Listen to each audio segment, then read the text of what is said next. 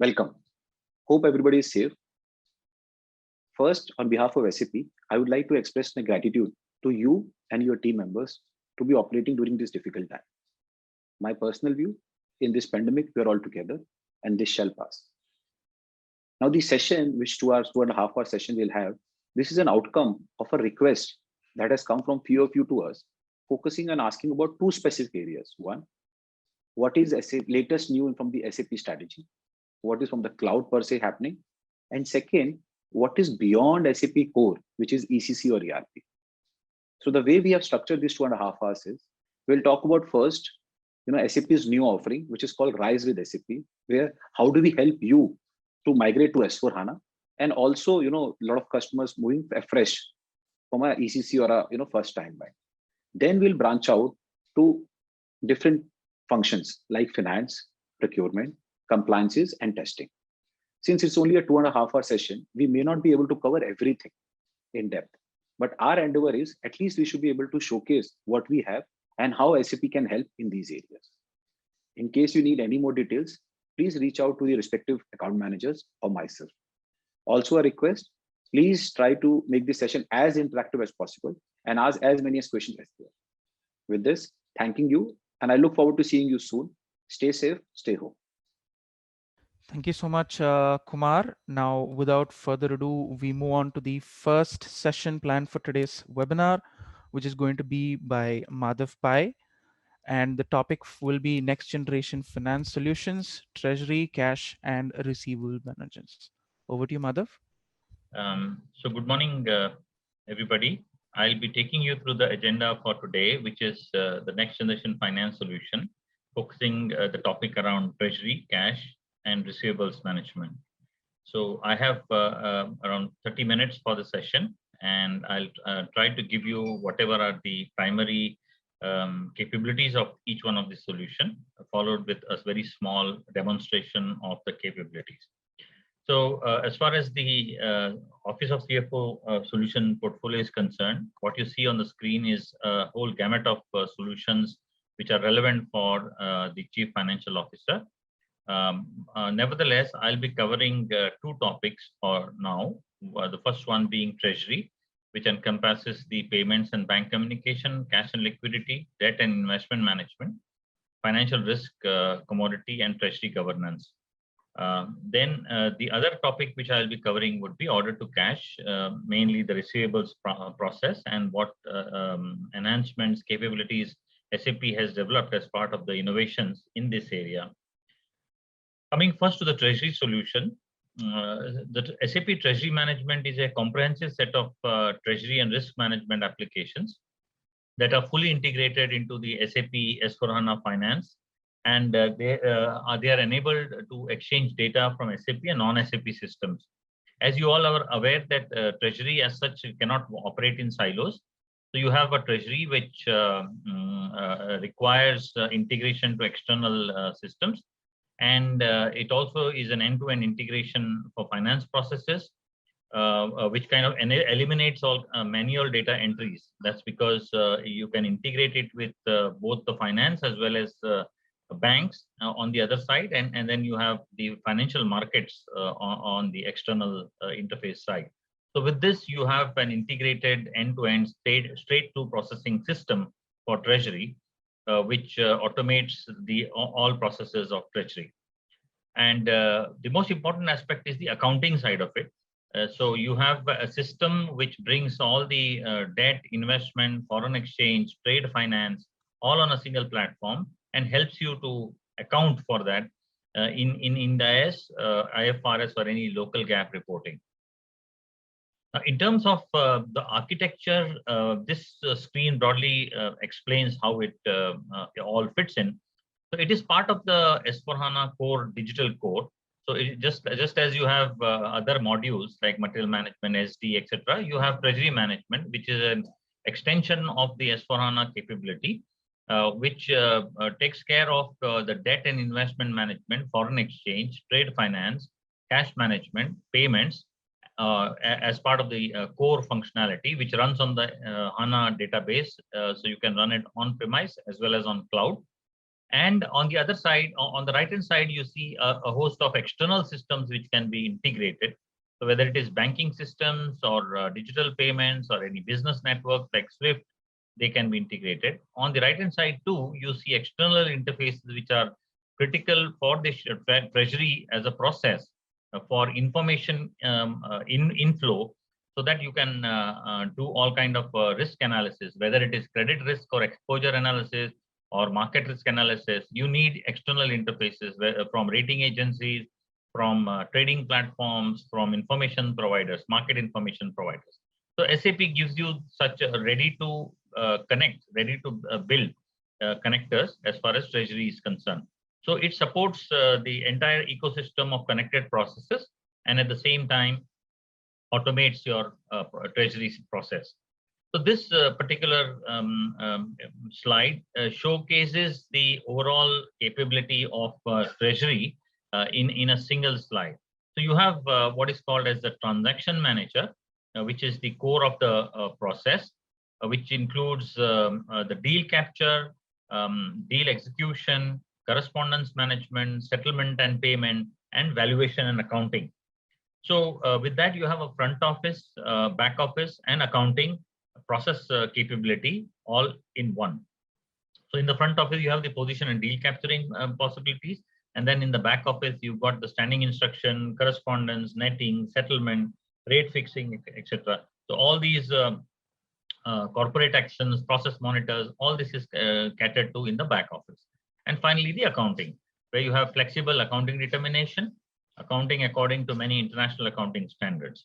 As far as the instruments are concerned, they are broadly categorized in these heads: money market, foreign exchange, derivatives, debt management, securities, trade finance, and commodities.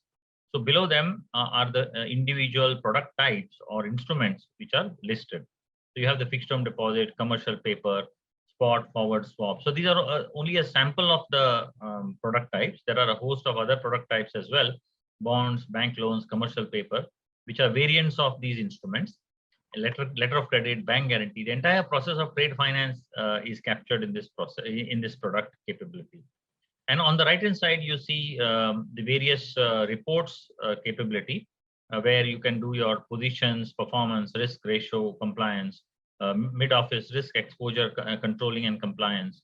If you want to export data into external systems, that is possible, whether it is business warehouse for additional reporting or any ad hoc reporting requirements, all that is captured here. And then you have the risk analyzers mainly to do the risk analysis of the treasury portfolio. Includes credit risk analyzer for exposure limit monitoring, and market risk analyzer to do your market risk mark to market, net present value calculation, and portfolio analyzer to analyze the overall portfolio. Over and above this, you also have a hedge management capability, which helps you to do the exposure management and hedge accounting for foreign exchange. So, which means it is inherently integrated with underlying SAP SD and MM module, where your export orders, your purchase orders, sales orders are all linked for their exposures. And based on the underlying exposure, the treasurer can take a foreign exchange forward call. So in terms of the process, you have the financial transaction lifecycle being captured in the system, right from deal request to deal execution and capture, correspondence and confirmation, settlement and payment, valuation and accounting, reporting and analytics. So you have a host of transactional reports and analytical reports coming out of Treasury as well. Now, in terms of market risk analyzer, you can system comes in with a lot of engines, which helps you to do the profit and loss distribution, exposure analysis, gain loss, and profit and loss mark to market, net present value, sensitivity, duration, convexities. These are some of the simulations that can be done for the portfolio of the organization.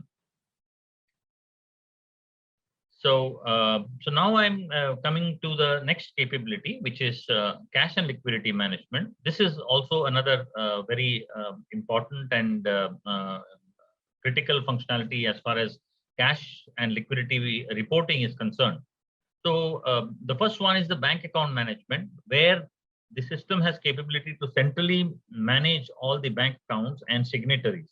So if the organization has got transactions with a host of banks, number of banks, so managing the signatories, authorized signatory is really a challenge, because the signatories may get transferred, they may exit the company, there may be new people who will joining the company, and authorized signatories have to undergo a change. A person may be on leave and so on and so forth. So all these centralized bank account and signatory management is one of the very important capability which SAP has added to the cash management functionality. Apart from that, all the reporting aspects where the cash position analysis can be drilled down. You can have multi-dimensional cash reporting, whether it is bank or bank group or currency, legal entity wise, profit center, plant wise, depending on the organization structure. The system is capable to give you that such a cash position and forecasting report. So along with the payment monitoring. So this is a very important capability here. Now coming to the receivables management part. Now, before I get into the receivables management side, I'd like to show you a small demonstration around the cash management piece, where the organization can have a view of the cash reports and cash positions. So based on the integration of I hope my screen is visible. Yes, Madhav. Yeah, okay, great. So, so this cash management basically gives you the visibility of cash position across the organization. I'm sorry. So it gives you the KPI of what is the cash position available today. And from here, you can actually drill down to the cash report. Now, all this is on the S/4HANA Treasury and Cash Management System. So you can analyze it by country, by bank group, as I mentioned, or by legal entity, which is company, or bank and currency, and by cash items. So you can actually have this visibility of cash position across the organization by bank or by bank account wise. You can further drill down right up to the transaction level in terms of a kind of a drill down reporting hierarchy. So you can drill down for a particular bank and a currency and a country. You can drill down the cash flow by currency. So you have the currency, the legal entity, and the bank account. So with this, you can get all the visibility of inflows and outflows across various date dimensions. So daily, weekly, monthly, and so on. So you can get to that, and then the system also has the inbuilt capability to transfer funds from one bank account to another with appropriate approvals and audit trail. So it has a complete audit trail for moving funds from one bank account to another. So with this, you have the complete visibility of cash position across currency, across bank accounts, across legal entities. So that gives you a complete perspective of enterprise-wide cash reports. So that is something that is there.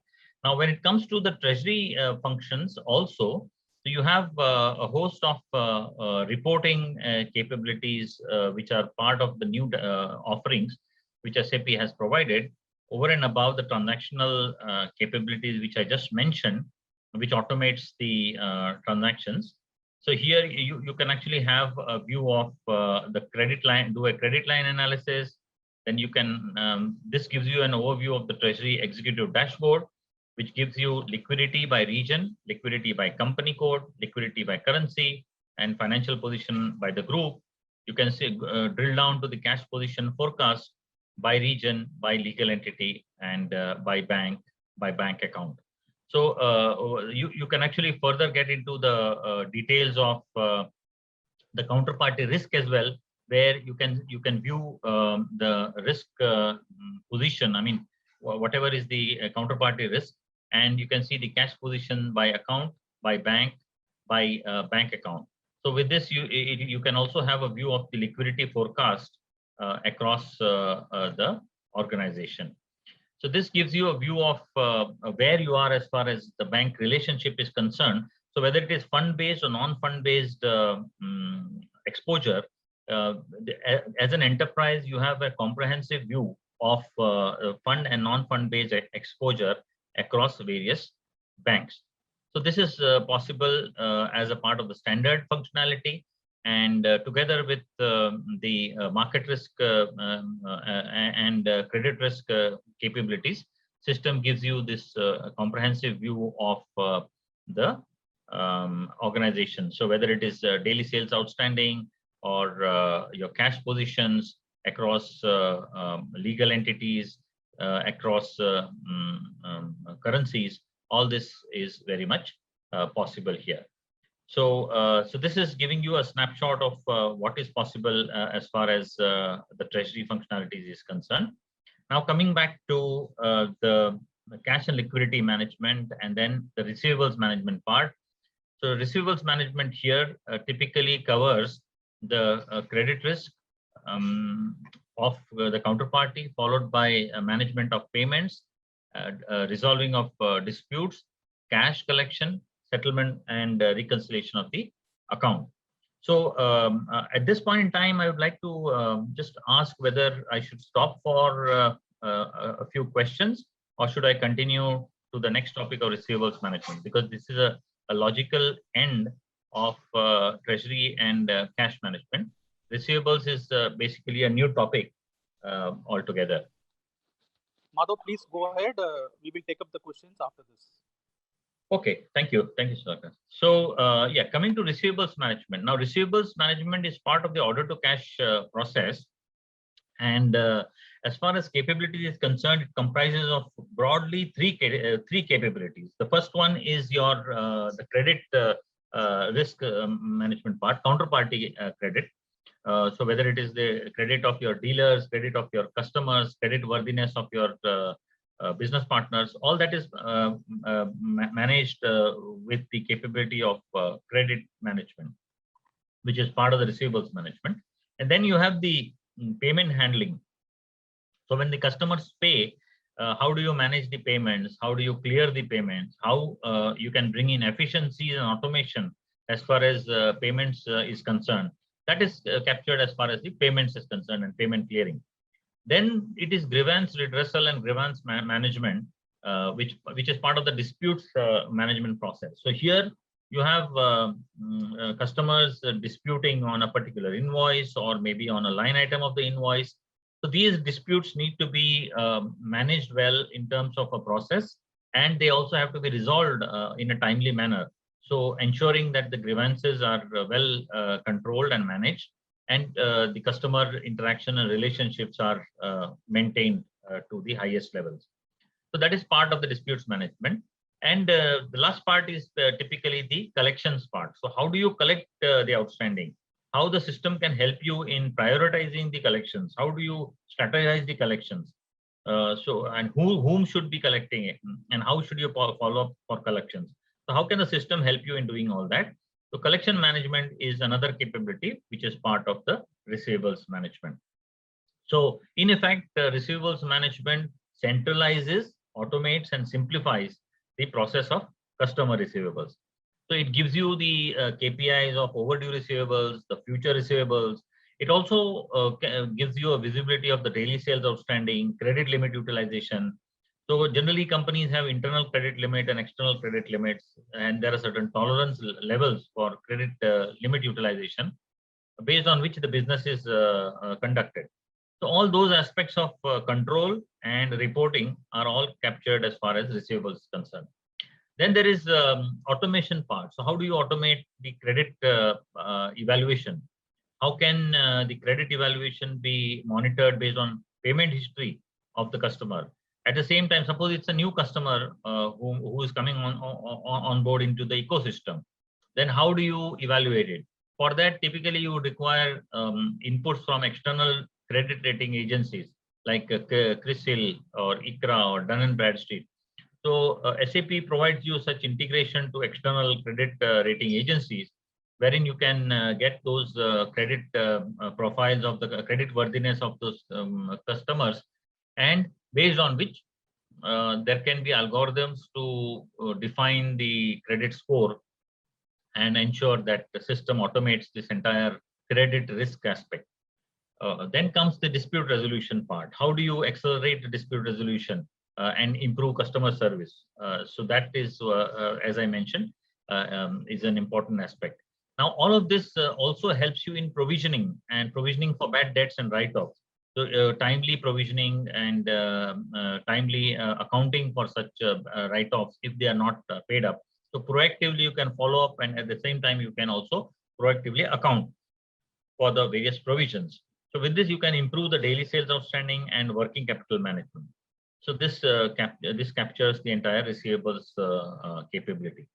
So this screen in short covers what I mentioned earlier in a little more detail, mainly the credit part, where you have the credit exposure monitoring done with the integration with external credit rating agencies provided as a capability.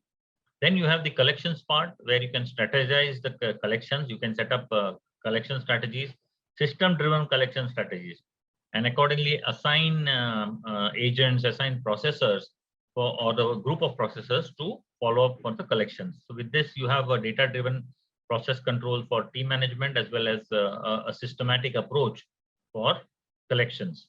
And finally, the dispute management. So if there are any grievances, how do we record the grievance? How do you set an SLA for such grievances? How do you resolve the grievances? Case management, which is part of the dispute resolution. And finally, it will either lead to a debit or a credit note or an adjustment to the invoice. So that is something which is done. And lastly, it also integrates with the payment part. So whether it is integration with the banks or bringing in the customer payment remittance advice in electronic format, reading that through an OCR, and then matching the invoice line item and ensuring that the clearing happens. Now, this is where machine learning and robotic process automation can be put to use, and SAP has provided certain innovations in this area, especially when it comes to cash receipt and cash clearing. So with this, you can actually have an overview of the daily sales outstanding. Here again, I just like to conclude with a small demonstration around the collections part, and followed which we can then wait for the questions. So just let me know once you're able to see my screen. So are you able to see my screen here? Accounts receivables, collection and dispute? Yes, Madhav. Yeah, okay, great. So, so the daily sales outstanding reporting, for example, this gives you a view of the aging analysis. And this is near real time, where you have all the reporting possible. So you have the KPIs of daily sales outstanding available here. And so based on which you can view the daily sales outstanding by period, or by customer, by company, by plant, by profit center, depending on however is your organization structure set up, you can view the daily sales outstanding. Now, these are reports which are coming out of the core SAP system. So they are not any report coming out of any business warehouse, etc. They are transactional reports, and these are some of the multidimensional reports which are available in the new S/4HANA system, where you can visualize daily sales outstanding by customer, by period, etc. And from here, you can actually drill down to the customer line items, where you can, this is your customer line item available. And from there, you can actually drill down right up to the transaction level. So with this, you can filter it and get to the details of the reports from here. So you can have a complete view of the daily sales outstanding report analysis, or you can drill down or to a particular customer and particular customer's line item over here.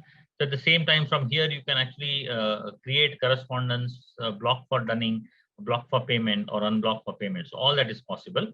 And then the next part, the next capability is the collections module, where I was talking about the setting up of various strategies for collection, based on which the customer collection work list gets generated, and you can assign it to collection groups. So this typically can be used as a process for shared service.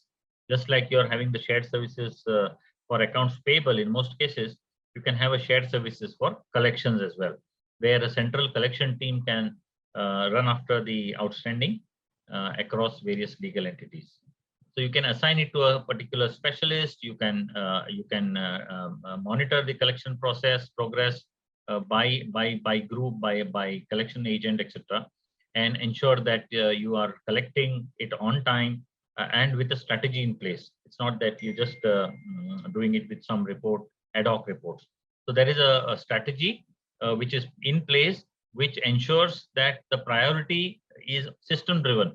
So this system driven priority is generated based on the strategy that you have configured in the backend.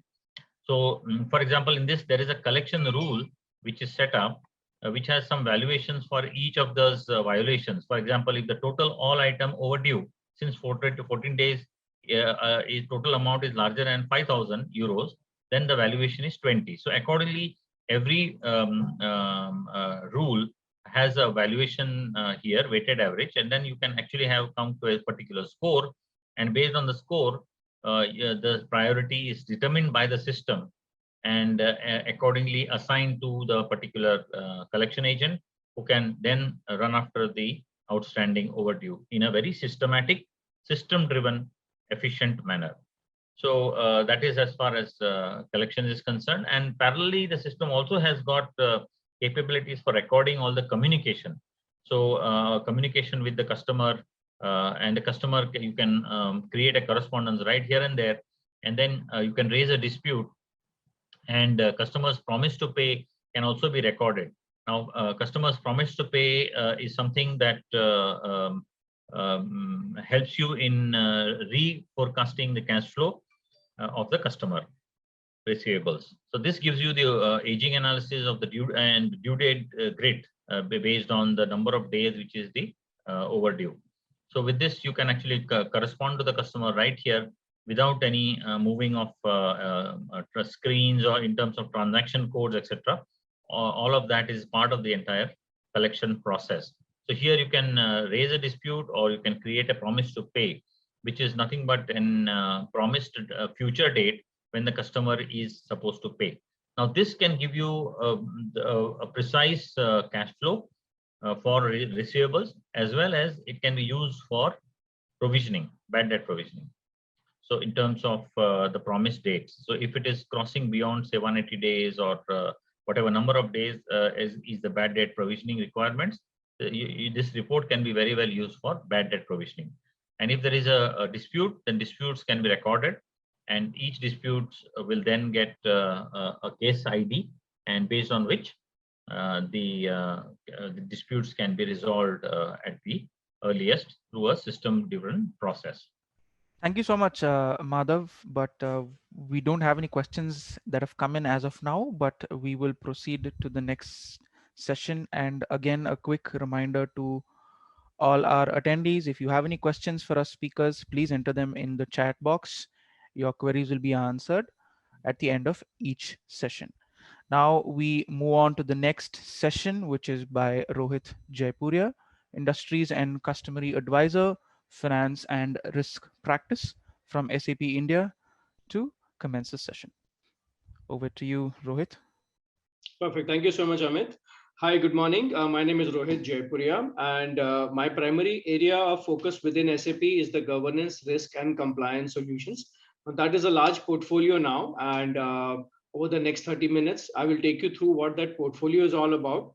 And I'll also focus a bit more on the more important solutions that we have from that particular portfolio, right? Let's start with what the entire solution portfolio is all about, right? So essentially, most of the customers today, right, still believe that the only offering that SAP has within the GRC area is mainly around the SAP Access Control, but that is really not the case, right? We have a huge portfolio from the GRC bag, right? Close to 20 different applications which are purpose built for different areas of the governance, risk management, as well as compliance related requirements. So we have broadly classified them or grouped them under 4 different areas. The first one is around enterprise risk and compliance. Now that is where you have all the solutions from, say, from a process compliance point of view. So some of the organizations have, for example, a Sarbanes-Oxley regulatory requirement. At the same time, as per Indian Companies Act, of course, we have also got the IFCs, or the internal financial controls, right? So you can put in place the controls which are required from a process point of view. Right now, these could be the statutory or the regulatory compliance requirements, or these could also be internal control requirements. For example, every purchase order which is more than a certain amount has to be physically signed by 2 people, right? So these kind of controls also is something that can very well be configured into the system, and we can keep on doing the regular control assessment as well. So right from there to, say, an enterprise-wide risk management. So we have an ERM tool or an enterprise risk management tool as well. So wherein you have your entire risk registers, and you also have all the different drivers of risk, including what could be the certain impacts of a particular risk. We also have, what is the probability of a particular risk occurring, as well as what is the kind of effects, obviously, that it can have, or from the impact point of view. So these could also be, say, quantitative impacts like financial impact, or these could also be softer impacts like, for example, if you are witnessing a very high level of employee attrition, then maybe it is bad for the for the reputation of the organization as well. So we could very well model all of these risks in the risk management solution. We also have SAP Audit Management, which can help you to streamline the entire audit process, right? So what are the areas that you will audit, having the audit universe, all the different audit objects also within that. And also we can help you to design different audit programs, including the scheduling and the staffing of the audit as well. So how frequently will you audit, which area, how big will the team be, what are the kind of artifacts, etc., that they will generate, including things like, various questionnaires, etc. All of that is something that can be streamlined. We also have business integrity screening, which is essentially a fraud detection tool as well. So it is essentially aimed at the internal auditors of the organization, right? So they would prefer, a free flow analytical kind of tool. So they can write their own queries and all as well on data which might be coming in from SAP as well as non-SAP sources. So that's in terms of enterprise risk and compliance. The second pillar is around the entire user life cycle. So right from the time a person joins the organization, right, what are the different kinds of systems that this person should have access to? How should they go about logging into those systems, including things like, if you want to have, say, a 2-factor authentication with an additional passcode being delivered to you either via email or via an SMS, etc. Like we all do shopping on various e-commerce websites and all as well, right? So you get an OTP from your bank, right? So those kind of things is something that we can very well do even for people wanting to log into your enterprise applications, right? So including things like single sign-on, etc. Right? So right from the time a person joins the organization, what are the systems he or she should have access to? How should they go about logging onto those systems? Once inside the system, what are the different roles and responsibilities that they should have authorization for? Right, so that is mainly from the SAP Access Control point of view, right? So that's the entire segregation of duties engine as well. So we have on-prem offerings as well as cloud-based offerings. We do have a SaaS-based mechanism as well, so which you can do on subscription as well, right? So the possibilities are actually quite limitless in terms of how you want to be able to consume these kind of capabilities. The third area, which is cybersecurity, data protection, and privacy, that is a super critical area now. And with increased regulatory compliance requirements, that is becoming more and more important, right? So worldwide, organizations which have a multi-country presence, they are already governed by a lot of data privacy and data protection laws. So these could be like GDPR, for example, within the European Union, or even the India personal data protection bill, which should probably be out this year. It has already been passed by the parliament in concept. Had it not been for the pandemic, this bill would already have been out. So going forward, we will have a lot of restrictions in terms of how freely data can be gathered, who has access to what data, especially from a PII data or a personally identifiable information point of view.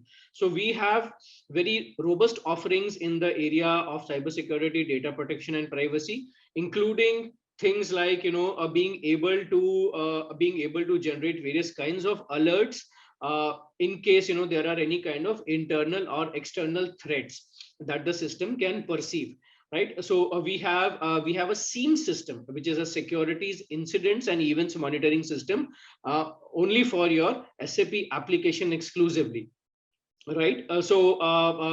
These could be as simple alerting mechanisms, like, for example, if anybody has been granted authorization for SAP all, then maybe the IT head and maybe the internal audit guys, etc., should be sounded off on that, right? It could be something as simple as that to something which is highly more complex as well, including things like hacking attacks, or in terms of brute force attacks, multiple failed logon attempts, or if somebody is executing a very sensitive transaction, or if anything any data gets downloaded and all as well, right? So we have SAP enterprise threat detection and SAP privacy governance in that area. Given that a lot of organizations now are increasingly going for cloud adoption as well, we have got specific capabilities even on the hyperscalers, which is be it AWS, be it Google Cloud Platform, be it Microsoft Azure, etc. So being able to give you transparency in terms of where the data resides, which data center, and who are the people who are accessing that data, right from giving you transparency to giving you the complete control over encryption and decryption of this data as well. So we also have a key management service. We work with all the hyperscalers. We have got technological tie-ups with that. We can also help you to control what is the level of access that even the cloud service providers have over your data, right? So a lot of capability around that as well. The fourth area, of course, has to do with your global trade. May not be very relevant given this audience today. However, I'll probably just take half a minute to talk about that. So we do have solutions for international trade, including things like foreign trade zone management, including licensing around export and import as well. Also in terms of business partner screening, so if say, for example, you want to screen your entire business partners in terms of your vendors and your customers, as well as your employees against any kind of pre-populated lists. Now, these can be lists, say, for example, from Interpol, etc. Right? Even the United Nations produces, these kind of lists. So you want to ensure that you are not dealing with, say, an organization or a party which is on a particular blacklist or against which there have been any kind of sanctions. You can do all of that screening as well. So that's in terms of the entire footprint of the governance, risk, compliance, as well as security solutions. Now, what we thought is we will just do a double click into two of the most popular and two of the most important solutions within the entire GRC portfolio, which is SAP Access Control as well as SAP Process Control. I have just put those two in bold. Now, I do understand that some of you will already be on your journey with SAP GRC, right? So many of you might already have access control in place, because that's where most organizations usually start their journey with, right? However, for the sake of those who are not really on that, I'll put up a few slides on access control, and then we'll also look what SAP Process Control can add value to your business, right? Let me take a pause here, and if there are any questions on the chat as far as the GRC portfolio is concerned, I would request the moderator to please call those out. Otherwise, we'll just look at what access control and process control are all about. There are no questions, Rohit. We can go ahead with the access control and process control. Okay, thank you very much, Sudhakar sir. So now, when you are talking about access control, we are essentially talking about the segregation of duties mechanism. Now, as most of you would be aware, this is also one of the first areas of a statutory audit program as well. So whenever your auditors come in, they usually start off, seeing whether you have a segregation of duties mechanism in place. So be it your ITGC audits, be it any other kind of audits and all as well. So we help you to streamline the entire segregation of duties mechanism. So there are 5 basic capabilities that you get along with SAP Access Control. The first one is in terms of the risk analysis. So we give you a pre-built rule set which focuses on more than 150,000 combinations, right? So what this rule set is and at what level of detail is, I will come to in the subsequent slide. But we give you a pre-built rule set with all the segregation of duties combinations, right? And that's the rule set, that you can extend, and you can also you can modify basis any kind of customization that you would have done at your SAP ERP layer. So that's the risk analysis piece. The second one is, in terms of the provisioning of the user. So we help you to streamline the end-to-end mechanism of, how users get access to your SAP systems and how they get provisioned also. So including a self-service where people can themselves request for certain roles and certain authorizations with all the pre-built inbuilt workflow mechanism as well for the approvals, right? And if there have to be any kind of mitigation rules attached, we can do that as well. And then the system automatically takes care of doing the backend provisioning to your core systems as well. So there is no manual intervention. We don't want you to just log into SU01, for example, and do these authorizations and these role granting on a manual basis. That is all taken care of by the system itself. That's the second set of capabilities which is there. The third one is also in terms of maintenance of the roles. So we can help you to make sure that the roles that you have designed are inherently free of any kind of segregation of duties violations, because that is one of the very important areas. So people will come in and request for a role, and if that role itself has a combination of authorizations which has a segregation of duties violation, then obviously they will be violating the segregation of duties framework as well. So helping you to design clean rules is also something that we can do along with SAP Access Control. The fourth area is in terms of the certification of the authorizations.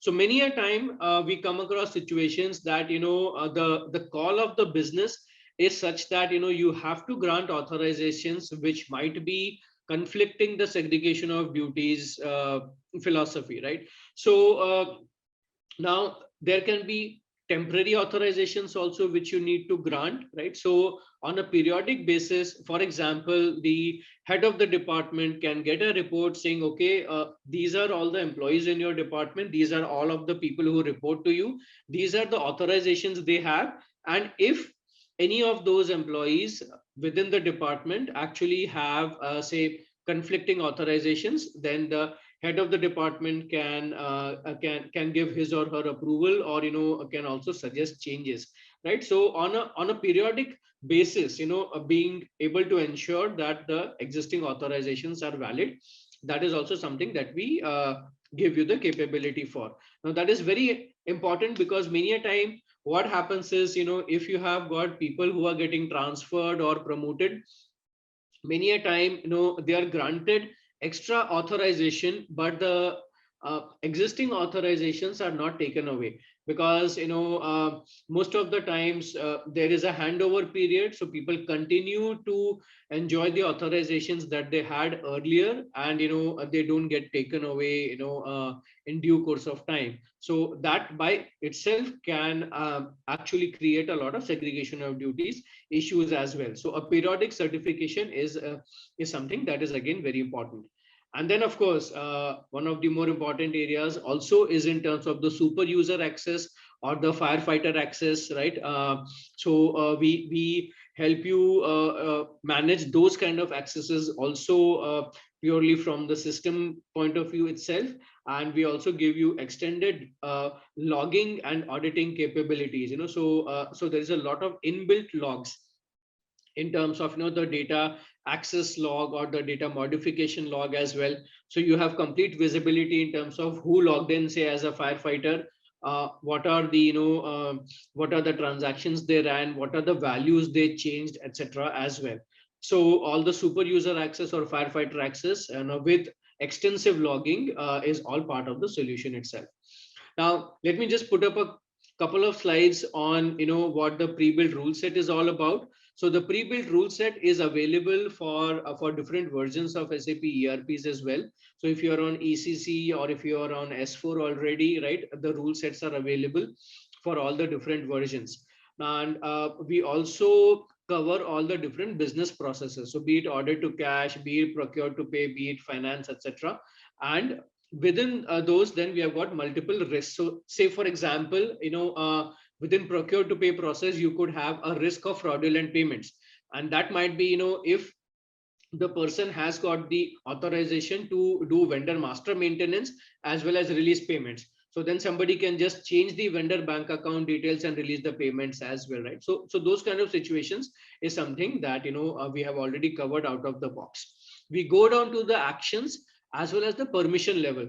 So if a person who is processing, say, vendor payments, if he or she has the authorization to view the vendor bank account details and release payments, that is not a segregation of duties violation. However, if that person can also change or modify vendor bank account details and release payments, then it is a segregation of duties violation. So we go down to the permission level as well. And as I said earlier, it is completely extendable and and completely modifiable as well. So the rule set, the pre-built rule set is the IP that we give you along with the system. We also do it for the database as well. So for SAP HANA database, right? So for the DBAs as well, there can be certain SOD conflicting authorizations. We cover that as well. We give you the root cause analysis so that you can make the changes as well.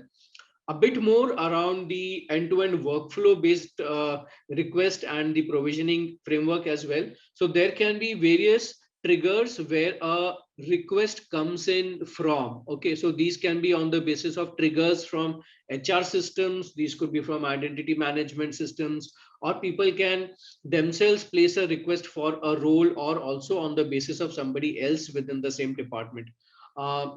Some larger PSUs also have dedicated help desks as well. So wherein people can send an email and then the help desk raises the request on their behalf. So there are various ways that an access request can come in. Once the request is submitted, then the risk analysis is done by the system. In case there are certain segregation of duties violations which have been encountered, then workflow automatically gets triggered to the right set of people. This can go to multiple people as well. So if you want the head of the department as well as, say, the IT department, or maybe the internal audit department, the chief risk officer, etc. Right? So there can be an MSMP workflow which gets triggered, a multi-stage, multi-path workflow. Once the approvals have been obtained, then even the provisioning is something that can be done automatically. Right? So that's in terms of how the entire request is handled. I was also talking about the role definition and maintenance. So the entire role design also can have the entire segregation of duties mechanism built in.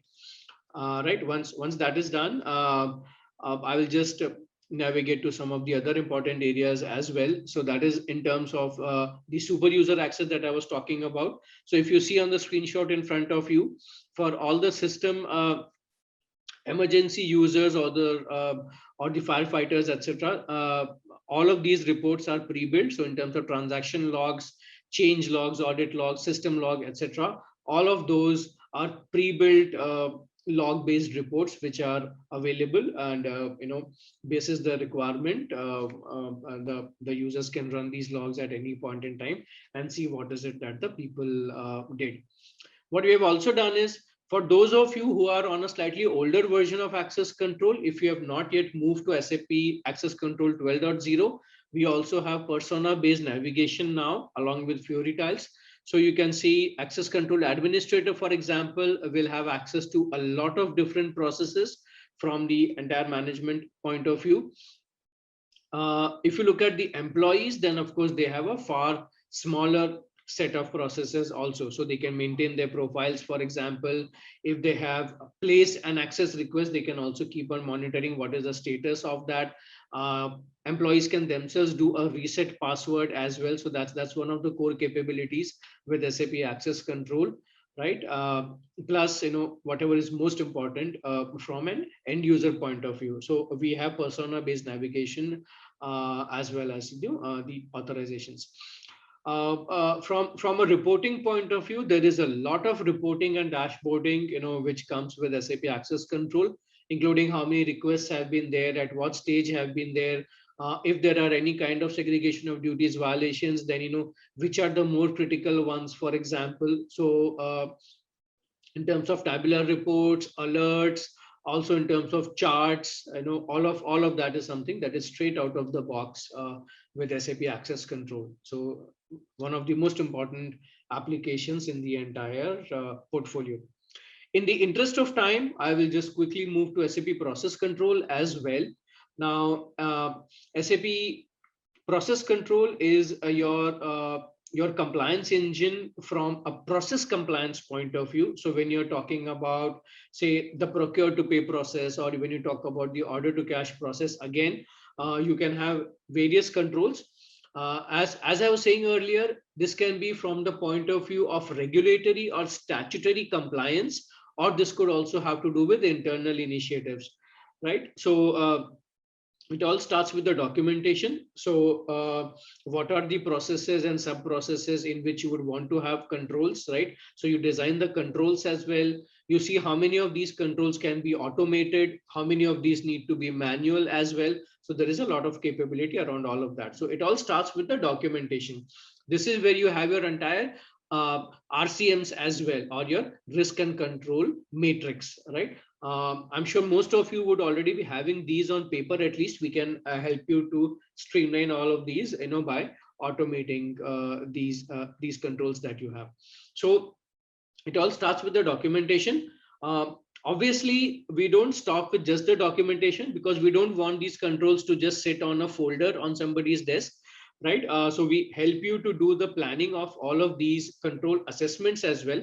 Some of these controls you might want to run continuously. Some of these you might want to schedule to maybe end of day, or maybe even weekly, monthly, quarterly, at whatever frequency you feel these controls should run, so we can plan for them. Now these could be automated controls and automated control test procedures as well, or these could be manual also, right? So a very simple example could be, say, for example, one of the controls is that all the TDS that has been deducted has to be deposited into the government treasury within the stipulated time frame, right? So you have a control owner as well. So every month he or she logs on to the system and just needs to confirm whether this has happened or not, yes or no. If required, they can also just take a screen capture of the payment challan and make an addition, right? So that's how we can help you to streamline all of the testing of these controls as well. A typical organization could have dozens or maybe even hundreds of controls, right? So we can help you to streamline all of that. So that's in terms of the testing of the controls as well. And then the actual running of the controls, we give you full-fledged exception monitoring capabilities. So whenever a control failure is witnessed, right, an automated alert gets generated and it gets sent to the right set of people for further investigation. So the entire alert management capability is also part of the SAP Process Control offering. We also have whistleblower mechanisms wherein people can just go and report an ad hoc issue as well if they feel that any kind of controls are not being followed. So that's from the performance and monitoring point of view. Evaluation, right? And also even with the compliance engine, you get a lot of inbuilt reporting capability as well. What I'll do is I'll also put up a couple of slides on the most important areas again. Now, to give you a quick example, if I were to look at, say procure to pay, so there could be controls around configuration. There could be controls around the way a transaction should move through the procure to pay process. And there could also be controls around the master data also, right? So this is a very, very simple library of controls which are there. All of these controls is something that you can actually configure within your SAP process control system, right? So there could be various levels of controls, and all of these controls, how frequently do we go about testing them? If there have been any kind of exceptions or any kind of control failures, then who should the alert go to, and what is the kind of analysis, etc., that they need to do. All of that is something which is pre-built into the system itself. So that's a simple workflow as well. So in terms of how the process works, so technically we can also extend compliance to non-SAP with certain adapters. We have partners who help us work with those kind of adapters. For SAP, we also give you a lot of pre-built content. So there are close to 75 controls which are shipped out of the box as well across various business processes, right? So we have the system, and then we have got all of the different logics, and we can just map them to the controls. And then also what should be the trigger. So you can either do a schedule based mass triggering, or you can also do an online detection as well, as far as all of your controls are concerned, of course. And as a last step, in terms of the reporting and dashboarding, all of that is built into the system itself, right? So typically people would like to do a lot of querying and all as well. So all of that is something that's possible with SAP process control. There are also certain automated controls which we shift out of the box, as I mentioned, right? In terms of the control assessments, as I mentioned, so there could be an automated assessment mechanism, or we can also have, say, the self-assessments, the manual self-assessments also, wherein on a regular basis, people get a small questionnaire to which they need to reply. In case they need to make any kind of submissions or any kind of attachments, etc., they can do that as well, right? So right from something very simplistic, is the control worded properly, have all the corresponding regulatory requirements being taken care of, etc., etc. Also just rank or rate the operating effectiveness of these controls, etc. So from that point of view, right up to for the very lightweight control owners, you want to just send them out a small questionnaire by email on a regular basis, we can do that as well. So it's not like the control owners need to actually log into the system every now and then. We can very well just send them an offline questionnaire wherein they can provide their views, their their comments, their answers, etc. And then the system just collates all of those responses as well. So a lot of flexibility in terms of how these controls also get executed. Another important area was also around once an issue has been encountered, right? So this could be the automatically generated alerts from the system, or these could also be in terms of the findings of the manual tests and assessments, or as I was saying, even the whistleblower mechanism. So somebody can go and just report an ad hoc issue as well. So right from the time the issue gets reported, now to the entire workflow based resolution as well, including things like the kappa mechanism, so the corrective and preventive actions as well. So in case newer controls need to be configured, or in case testing needs to be done more exhaustively or more frequently, etc. So whatever might be the preventive actions as well, that is something that can all be documented and maintained by the system itself, right up to the time that the issue gets closed. So we give you the end-to-end issue resolution mechanism as well. Another thing is a very important part of the system is also in terms of policy management. So we also help you to take care of the entire policy distribution and acknowledgement mechanism. So every organization has various policies. These could be financial accounting policies, These could be, say, these could be the procurement related policies. These could be travel related policies.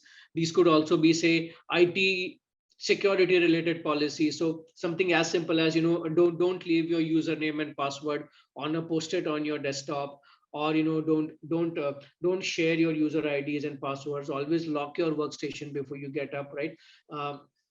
Right from there till all the backup etc related set of policies as well, right? So these policies can be distributed through the system, and you can also attach small questionnaires also to ensure that people have not just received the policy, but also that they have read and understood the policy. So for example, a very simple set of questions is, have you received, read and understood the policy? Answer is yes or no. Do you agree to abide? Do you have any suggestions for improvement of the policy, etc.? So completely configurable in terms of the different questions that you might want to have as far as the policy acknowledgement set of activities is concerned, right? Having said that, again, in terms of the reporting and dashboarding, a lot of pre-built reports again. So right from the control effectiveness test to what are the organizations in testing, what are the test due dates, etc., due date status. If any kind of issues or violations or control failures have been witnessed, we can always do the prioritization and ranking of these alerts as well. So not every control failure has the same level of criticality or importance, right? So we can very well rank them in terms of priorities or severities as well. So all of these are pre-built. This is just a small sample of the kind of dashboarding and reporting capabilities that you get out of the box. Of course, newer reports can also be generated, no issues on that. So that's what I had for you today from the entire GRC point of view. What I'll do is I'll just put up the overall GRC portfolio footprint again, and if there are any questions, more than happy to take them up. Would request the participants to also make a note if they would like to explore any other area within the GRC and security portfolio. We can take that one-on-one as well, of course. Any questions? May I please request the moderator? Yeah. Thanks a lot, Rohit. We have one question from Mr. Virendra Kumar. He is asking whether new role assignment required any manual intervention. I think this is from access control point of view. Any manual intervention is required from basis for new role assignment or a functional team, or it is fully automatic. If it is fully automatic, then how the request with segregation of duties is handled? Sure. So this is the question. Sure. Thank you, Sudhakar. This is something which is fully automated. So, other people can request for roles for themselves. Let me just put up the slide on that. So there are various ways that a request can reach the system, right? So I can either request a role for myself or also for somebody else in my department of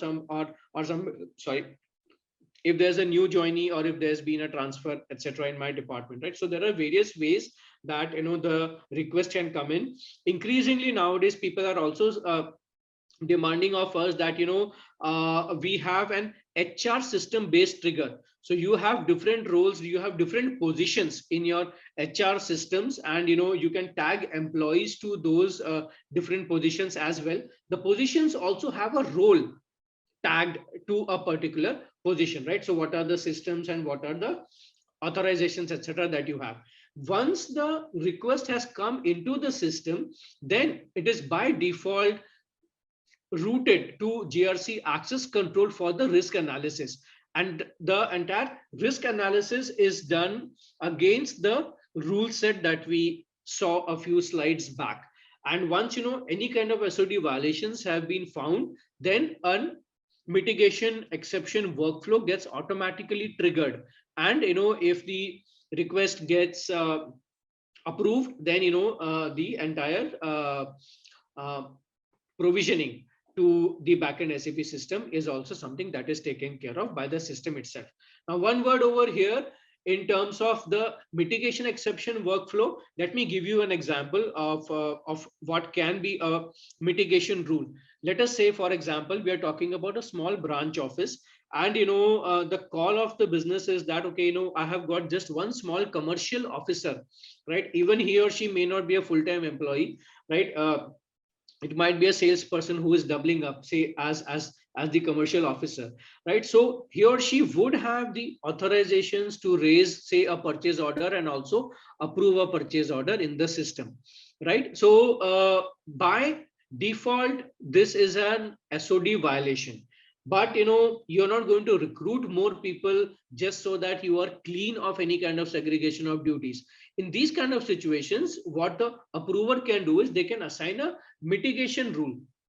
The mitigation rule could be, for example, that every purchase order more than a certain amount gets physically signed. So a person by himself or herself cannot really, engage in any kind of activity that can go against the interests of the organization. So the request will get approved, that the person will get the authorization to raise a purchase order as well as approve or release that purchase order. However, the purchase orders above a certain amount would be physically signed by two people.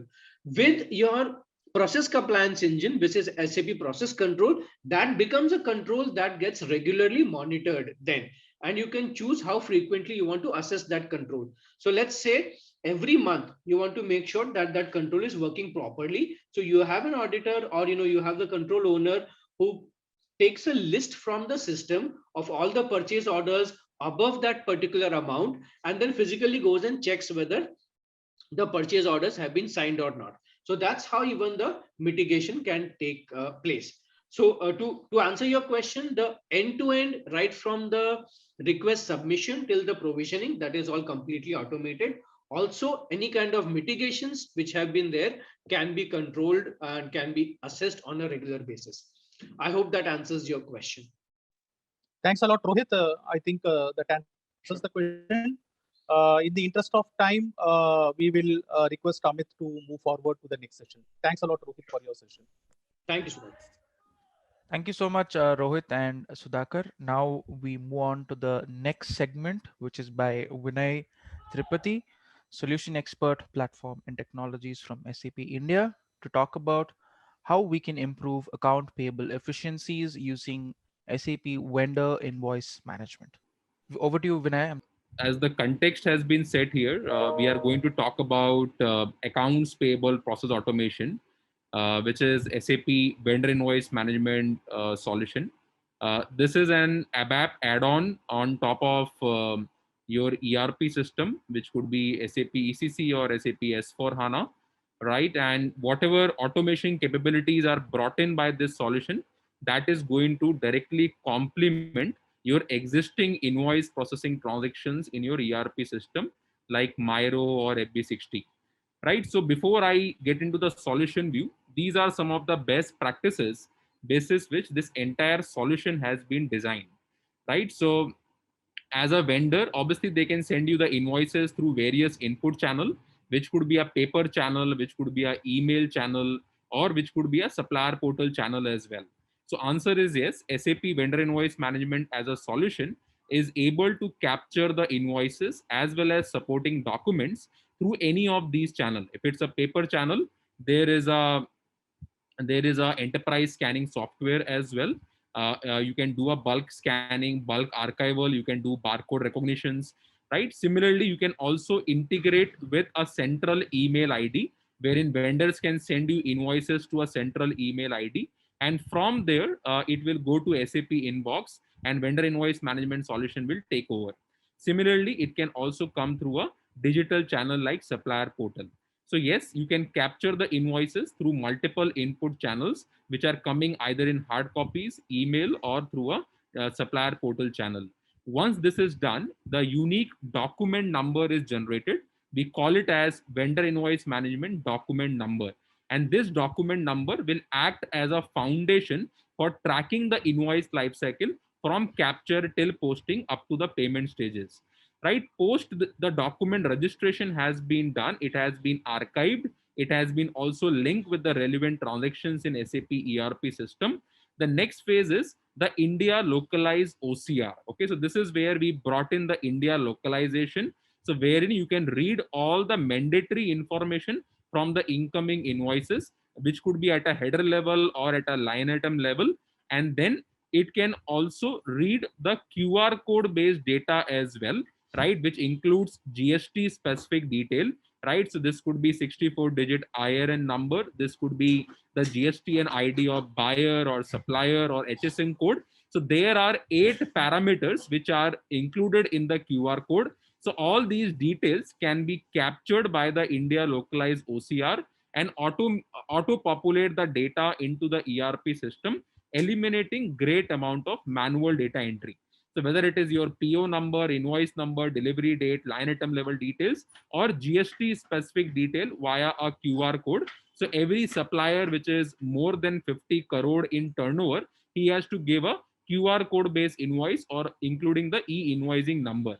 And that is where we will auto populate this data using a India localized OCR into your ERP system, right? So capture, then registration of the document using a unique document number, followed by the OCR, which is India localized OCR. And then the next stage is around business rule and business validations. Okay. So again, in this case, depending on the nature of invoice, you have more than 150 plus business rules, which are available out of box with SAP vendor invoice management solution, right? So whether it's a material invoice or a service invoice or a non-PO invoice or a transport invoice, depending on the nature of invoice, you can configure these out-of-box business rules, which are available with SAP vendor invoice management solution. And if there are no exceptions, you still have an option to review the invoice, or you can also have an auto posting scenario as well. However, if there are any exceptions, then it will route the problem invoice to right person depending on the nature of exception. And then the entire exception handling, it can happen within your ERP system itself with a predefined workflow process. So every business rule which has been configured also has an out-of-box workflow, which is also available with the solution. You need to only configure the workflow matrix which changes from customer to customer, right? But you don't need to write these business rules, all the out-of-box workflows which are there that can be leveraged as part of the solution framework. And the entire exception handling and the problem resolution also happen within your ERP system itself, right? As a next step, obviously you can further streamline your invoice management process or your accounts payable process with predefined analytics and the dashboards, right? So there are more than 80 criteria through which you can monitor the entire invoice processing. There are various reports like liability report, exception analysis report, aging report, productivity report, which you can leverage to further streamline your vendor invoice management processes. You can also extend this analytics to your suppliers as well, who can also get a visibility on the invoice and payment life cycle, whether invoice is received, partially paid, completely paid, if it is rejected, what is the exception reason, and so on. So this visibility can be shared with your suppliers as well, right? So fundamental of implementation of this kind of solution is to reduce the invoice processing time, increase the vendor discount capture rate, improve your vendor relationship, avoid the payment delays, eliminate manual interventions, right? Do the exception handling within SAP, get rid of paper driven processes, improve the touchless ratio. So these are various scenarios that why any customer would implement this solution, right? So again, the fundamental of the solution is it is seamlessly integrated with SAP ERP. There is a pre-built integration with Miro, FB60, Migo transactions. There is a complete audit trail and the workflow history, which will be available along with supporting documents within your ERP system. And you can also apply your noting, annotations, comments on the digital copy of the document. For the users who are working outside SAP, you can also leverage mobile enabled applications, which are also part of this SAP vendor invoice management solution, right? And this can allow you to do approval, exception handling, KPI reporting, and monitoring on the fly outside SAP environment as well, right? So while these are some of the fundamentals and the best practices of how you can achieve accounts payable, it is one of the proven solution. There are many customers in India who have been leveraging this solution. And again, customers in government space, in PSU space, and also many customers across industries, they have been leveraging the solution to optimize their invoice processing, reduce the invoice processing time, right, and improve the vendor relationships, improve the user productivity. So you can see customers across various industries, whether it is energy, oil and gas, right, or it is utilities or power, right. So there are customers across various industries who have gone ahead and deployed this solution for vendor invoice management processes, right. So we will also be sharing some of the case studies with you as a follow-up to this session, which you can go through at your convenience to look at various quantified and qualitative benefits of implementing this solution, right. So this is what the architecture which I talked about. You can receive the vendor invoices through various channels, whether it is paper channel or channel or a supplier portal channel. The vendors can send the invoices through any of these channels. It will be archived to the archive repository, and then it will be linked with the relevant transaction in your S4HANA system.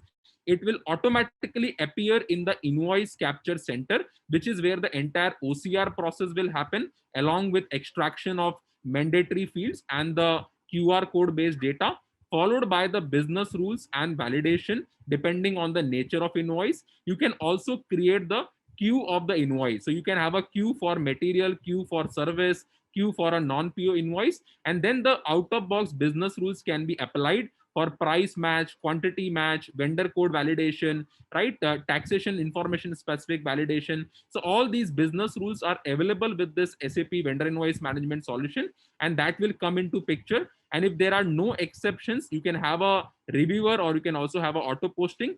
However, if there are any exception, you can have a corresponding workflow, the entire exception handling, analytics, reporting, everything done within your ERP system itself. And for individuals working outside SAP S4HANA, you can use the mobile enabled applications, and you can also facilitate the analytics to your suppliers as well, who can also track the invoice status and the payment status. So these are three building blocks. You have vendor invoice management, which is an add-on to your ERP system. You have a invoice capture center, which is a India localized OCR. And then you have a complete content management and the archiving layer, which is responsible for content capture, content integration with your transactions in ERP system, right? And also allowing you to collaborate on the content in terms of putting your notings, annotations, comments during the workflow cycle, right? So this is the process which I have discussed. You have incoming document, you have OCR, you have invoice validation, exception routing if there are any exceptions, exception resolution, invoice approval and posting, followed by analytics and monitoring. We will quickly go into a brief of each and every step. So for example, you have received the invoice through a paper channel. It is a hard copy. So in that case, we provide an enterprise scanning software which can do bulk scanning and bulk archival of the document, and also link the documents with the relevant transactions in the ERP system. You also have barcode recognition capabilities so that you can segregate and classify the document, whether it belongs to a specific plant or a specific department based on the attributes of the document, right? Other than enterprise scanning, you can also receive invoices and supporting documents via a email channel or via a supplier portal channel as well. Now, once the document is captured either via paper, email, or supplier portal, this will also get registered in your ERP system. And this is where the vendor invoice management analytics comes into picture. You will be able to see this transaction code within your ERP with the help of this add-on. And you can see there is a unique document number, which is on the left-hand side. This is generated every time you capture a document, and this becomes the foundation for tracking the invoice lifecycle. So you can also see the process status like extraction completed, which means OCR has done the job, and now the invoice is at a business rule and validation phase. Similarly, sent to OCR, which means I have done the document capture and now it is sent to OCR for data extraction. Another status is posted, and you can also see the corresponding accounting document number as well. On the right hand side, you can also look at the process history and the approval history. So when the document was captured, when the OCR was done, which business rule were applied, which business rule got failed, who is the current in charge of the invoice. So the entire process history along with the comment history will also be available to you from this centralized dashboard. And this is a dynamic dashboard. It will keep on changing depending on the actual process step of every invoice. You can also bring additional data like payment data based on the clearing document within this dashboard, because ultimately this is sitting on top of your ERP system, and the entire data is there in your ERP system, on top of which this vendor invoice management analytics will work. Right now, once the document capture part is done, it has been also registered. The next phase is that document will automatically appear in the invoice capture center, from where I can capture the header level information as well as line item level information. We have also localized the solution from India perspective to read the QR code from the incoming supplier invoice and auto populate the 64-digit IRN number and other 7 parameters which are part of the QR code automatically into your ERP system, eliminating great amount of manual data entry. Right, so this solution has been used by customers globally, not only in India, and that is where the localization aspects comes into picture. And we did it from a GST perspective, which is under the purview of accounts payable. Right, even after having a India localized OCR, let's say the quality of invoice is not good or the scanning resolution is not good, there is a possibility that 1 or 2 fields are not picked by OCR. So in such case, the exception workflow will be triggered. Person responsible for workflow exception will be able to access it from his ERP system itself. He can see that in this case, the invoice number is not picked by OCR. There is a single click entry option which he will get from the ERP screens itself. He can enable this single click entry, put his cursor on the invoice number on the left hand side and then on the document image, and this data will be auto populated on the left hand side in the input SAP screen. You can also see the PO workspace, vendor workspace for the PO data, PR data, GR data or supporting vendor documents without leaving the screen. That is how you can have a complete 360-degree view of the exception as well as the supporting documents and the workflow along with the comment history. And in this case, I have resolved the exception, which was because of OCR not picking one of the mandatory field using single click entry option, which is based on a machine learning technology. So in the backend, there is a machine learning which is also happening, which is learning from the process. So the next time when the similar invoice come, this one field which was not picked by OCR, that will also get auto extracted. So that is where you can further improve the accuracy of OCR software as well. However, with GST QR code coming into picture, we obviously expect a very good accuracy and you can capture most of the details from the QR code as well, apart from the header level and the line item level information. Now, once the capture part is done, OCR part is done, the next phase is business rule depending on the nature of invoice.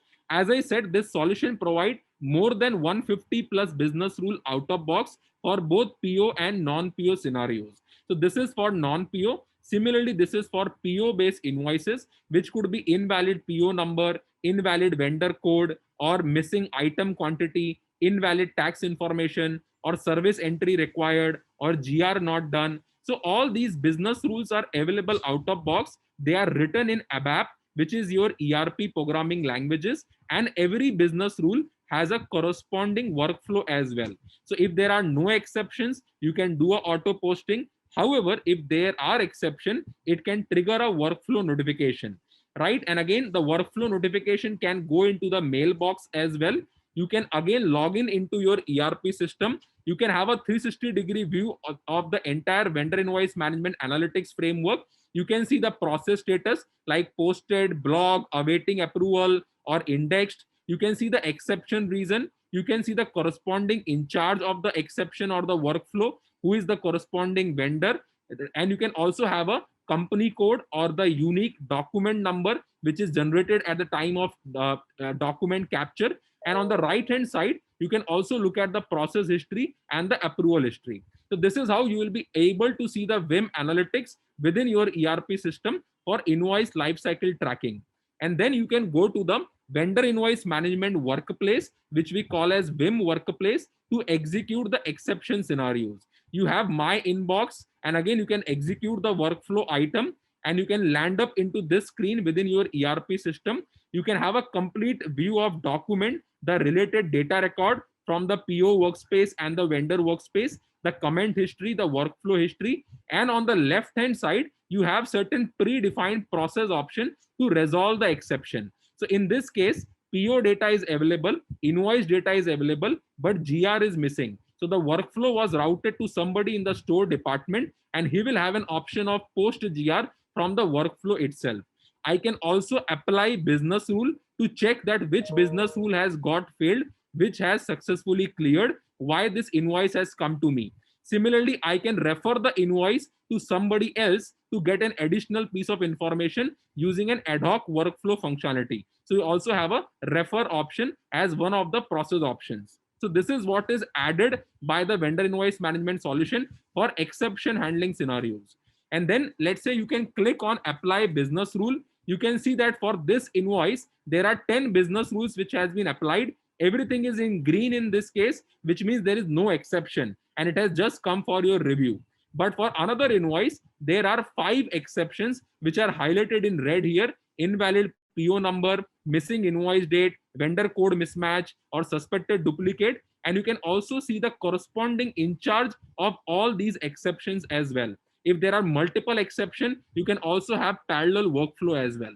So this gives you a 360-degree visibility of all the business rule which has been applied within the your invoice processing use case, and you can have a corresponding visibility of who is the in charge of the invoice, who is resolving the exceptions, right? Similarly, if let's say the quality check has failed, another example, then as an account payable person, I will get a workflow and I can see one of the process option, return to vendor. Once I click on return to vendor, this will pick up the email address of the vendor from the vendor master record. I can give the return reason, I can put my comments, and then with one single click, it will trigger a system generated email to the vendor with an invoice copy attached to it and the return reasons and the comments also mentioned on top of it. So you can also do a vendor collaboration without leaving your SAP ERP screen by using this return to vendor option, which is one of the process option. In this case, I have leveraged this because there was a quality issue, right? You can also have a visibility of the vendor and the purchase order centric workspace within your ERP system for 360-degree view of data and document organized in a folder structure. You can have a PO data, PR data, GR data, right? You can see all the supporting documents. You can also open up the document using a document viewer, which is also part of this vendor invoice management solution. You can also click on the pen tab to put your noting, annotations, and comments on the digital copy of the document, right? So in this case, I have imaging viewers. There is a Windows viewer and there is a web viewer as well. If you operate in a mobile or a tablet, you can use the web viewer. And if you operate in ERP system, you can use a Windows viewer. Without downloading the document, you can display all the documents and then click on the pen tab and you can start putting your noting annotations as well. So this could be a tick mark, this could be a redlining, this could be a comment. And if you want to put a comment under note editor, that is also possible, which is tagged with the workflow along with the date and timestamp. So this is how you can further do a collaboration on the exception scenario and completely get rid of paper-driven activities happening outside of your ERP system. Duplicate check is also one of the earliest check which happens in the entire cycle. There is a possibility that same invoice has come twice. Today it has come through a paper channel. Tomorrow it has come through an email channel. So based on the metadata of the invoice, it will give you a suspected duplicate alert. And then if it's a duplicate, no further business rule will be applied. If it's not a duplicate, as per the confirmation by the end user who is processing the workflow, then it will apply other business rule. So you can catch the duplicate invoices at a very early stage of capture and OCR rather than leaving it to the Miro or FB60 stage. Right. Again, you can also leverage the entire solution capability over mobile and tablet as well. So you saw the vendor invoice management workplace within ERP. The same workplace is available over tablet environment as well.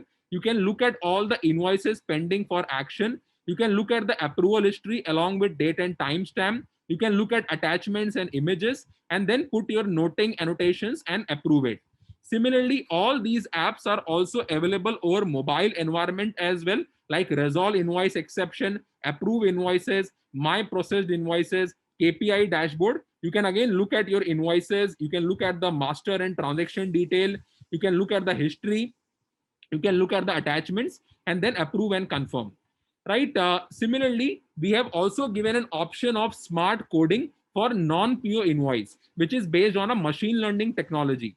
So typically what happens in a non-PO scenario, there is no reference in the backend, and it requires invoices to be routed to the respective department who has to manually enter the GL data and the cost center data, right? So this is what we can automate. So based on the historical invoices for a given department and based on the attributes of the current invoices, the system can propose you the GL account and the cost center data with a similarity score. You can apply this recommendation, and in case you don't agree, you can also cancel it and then manually enter the GL data and the cost center data. So objective here is to automate the data entry process for non-PO scenario as well. And this functionality, again, you can leverage within your ERP system or the mobile enabled application. You can also do the translation of the user comment. If you have any translation services, you can integrate that with vendor invoice management solution, and all the comment which has been made by the processors and the approver can be translated into the local language, right? And again, this can be achieved within SAP ERP or the mobile enabled environment as well. Right, you can also configure the processes, like if there are any specific SLAs, if there is a quantity mismatch, it has to be resolved within 24 hours. And if somebody is not acting on it, it can notify the substitute and the manager of that particular person, so that you are adhering to the SLAs of invoice processing. There are various reports available. You can group the invoices by document status, by company code, by exception reason, by vendor code, right? You can also look at the invoices by type, total liability by invoice status, invoices processed with and without exceptions, invoices which are coming via paper channel or via email channel or via portal channel. What are my top exceptions? What are my top vendors? You can also look at productivity report. There are 20 people in the accounts payable team who is taking how much time in processing a particular exception scenario, right? So how you can further improve the productivity. You can also define the buckets of invoice processing in terms of aging report, and you can also see who is the current in charge of the invoice and further take necessary action on top of it. You can also look at liability report within your ERP system itself. And again, you can group the invoices by PO, non-PO, and link it with the GL data and the cost center data, and look at your accruals and liabilities depending on the process step of every invoice. You can also look at certain key KPIs, like what is my e-invoicing ratio. So after implementation of this solution, how many invoices are coming via paper channel? How many are coming via digital channel like email or a portal? What is my touchless ratio? So after implementation of this solution, how many invoices goes in a workflow driven exception process and how many are straight posted? Similarly, you can analyze your top exceptions as well and link it with the vendor or company code and notify your vendor to send you the correct invoices. So there is an out of box exception analysis report also, which you can get as part of vendor invoice management analytics. You can also have a drill down reports as well, along with various KPIs and dimensions. You can also give a visibility of reports to your supplier as well. They can also track the invoice status and the payment status. These are various differentiators which we have discussed in this session briefly. So a seamless integration with SAP, whether it is Miro, FB60, no connector required, no customization required. Out of box integration is available with all SAP transaction. The solution gives you more than 150 plus business rules out of box for both PO, non-PO and transport based invoices, which you can leverage. And every business rule has a corresponding workflow as well. Since it operates on a ABAP based language, if you already have some of the business rule configured in your system today, that can be also taken care by the vendor invoice management solution. Plus you can leverage additional business rules which are available with the solution. It's a localized product I gave example of GST e-invoicing scenario. So the India localized OCR is available to extract the information from the incoming supplier invoice and auto-populate the data in your ERP system. Similarly, pre-built analytics, I talked about more than 80 criterias, a lot of out-of-box reports, which can further streamline your invoice processing. The entire digital experience with mobile and tablet-enabled applications, the supplier self-service for collaboration, and the return to vendor option, which I talked about. Content capture across multiple channel, whether it is paper, whether it is email, whether it is portal or desktop, the content can be captured from multiple channel. It can be archived in a separate archive repository, and which will be linked with the relevant transaction in SAP. And as an end user, you can retrieve the content from your ERP system or from mobile enabled application in a folder structure, which I talked about. You can do a collaboration in terms of noting, annotations, and comments during a workflow cycle. You can also have a problem invoice resolution dashboard. I talked about predefined process options, apply business rule to get a visibility of all the business rules which are applied on the invoice, and then the entire exception handling mechanism. It's there is no duplicate IT environment. The advantage is that SAP vendor invoice management solution will operate as an add-on to your S4HANA or your ECC system, which means there is no duplicate environment for invoice processing, and there is a future proof that it will work with future S4HANA upgrades as well, right? Beyond accounts payable, you can leverage the content management and the OCR solution to other business functions as well. So it is not only restricted to accounts payable. You can leverage this solution for GR automation, for sales order processing automation, for remittance advice matching with the account receivable, or for HR scenarios. So the entire content management and the OCR layer can be leveraged beyond accounts payable to other business functions as well. And the invoice management solution is specific to accounts payable. So overall, these three components put together are part of my architecture. OCR, the content management layer, it can scale beyond accounts payable to other departments and business function. And the vendor invoice management is very specific for AP automation. So with this, I take a pause. If there are any questions, happy to answer it. And obviously, if you want to see the system demo, we can do more deep dive sessions on a one-on-one basis. Yeah. So thanks for your time. Happy to answer any questions. Yeah. Yeah, Vinay, thanks a lot. There is a question which has come from Mr. Nitin Arora. He is asking whether this vendor invoice management solution is available for ECC customers as well. Yes, the vendor invoice management solution is available for ECC customers as well. And it is also available for S4HANA customers on-premise as well as cloud. So ECC customers also, yes, there are many customers in India who are currently on ECC and they are using this vendor invoice management solution. Thanks a lot, Vinay. In the interest of time, I think, Amit, we can move on to the next session. Thanks, Vinay, for this excellent session. Yeah, thank you. Thank you. Thanks, Vinay, and thanks, Sudhakar. Now we move on to the next segment, which is by Thomas Wainmayer, Senior Solution Architect from Tricentis, to talk to us about SAP Solex solution. Over to you, Thomas. Sure, thank you. There's been a lot of topics, a lot of content so far. I would want to give everyone 30 seconds to zone out, but I think we have some minutes to catch up. So, in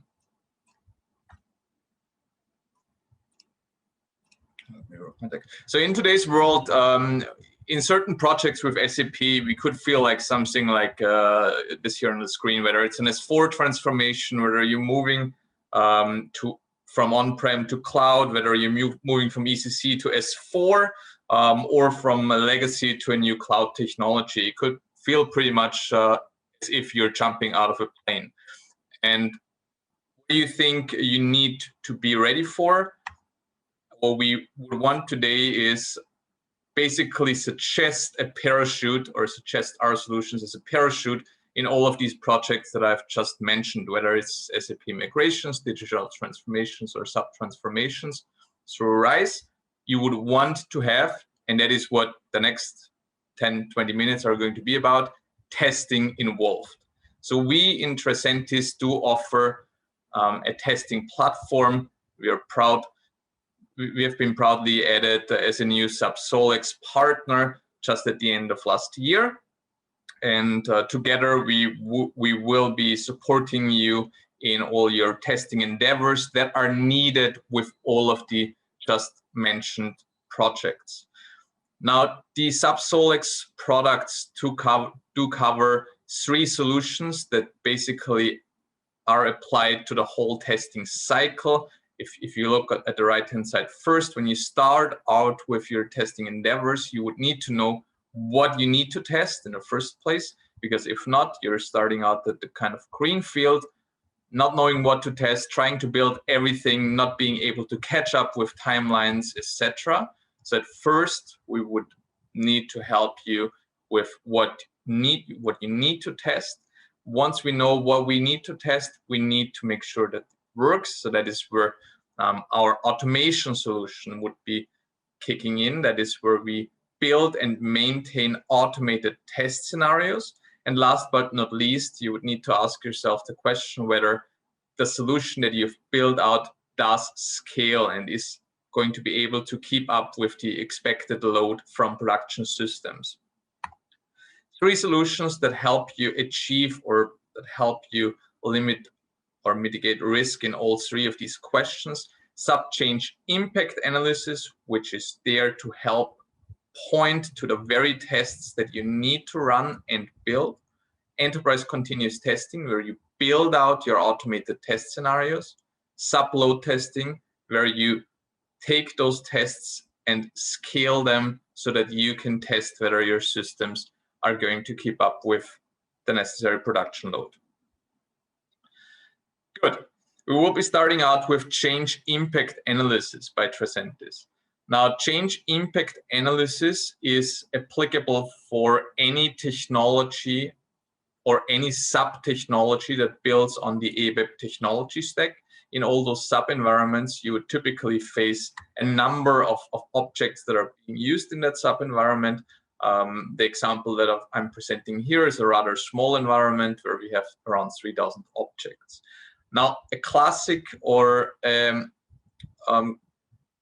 typical impact analysis would now take a look at a change that's coming in and map all the different impacted objects against that change. That would typically only reduce the amount of objects by about 15%.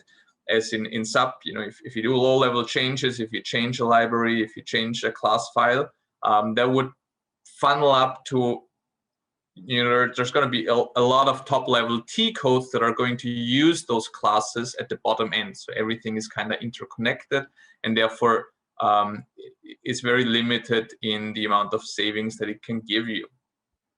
Now, what we do in Tricentis on top of that classic impact analysis is what we call a most at risk or smart impact analysis. And what that does is, in addition to just the changes and the test environment, it also looks at how those processes being changed are used in production. Now, how does that work? Typically, if you roll out a new change, if you're developing on your sub-environments, you typically have 3 environments that play along in that project. The dev environment, where you develop the changes and where you introduce your transports from. The test environment that will receive the changes and where you test whether the changes introduce any defects. Now, the first step in change impact analysis that's happening is that we look at the changes coming in, we run a code analysis, and we build a list of all the impacted objects. Now, as a next step, we would look into the production environments. We would run a usage analysis, which is basically looking at how our processes used in production. Are the changed objects being part of business critical processes? Who is using them? How often are those being used? And with that information, we consolidate what we call most at risk capabilities, which typically comes to a reduction of 85% in scope. And in the testing teams now, all the teams have to focus on is those 15% of functionalities, while testing those 15% of functionalities, they can be 100% sure that what they are testing is covering for all the changes coming in. So that means you can be very certain that you're taking no risks. What you need to test is being tested, and everything outside of that scope is not impacted by the change in the first place.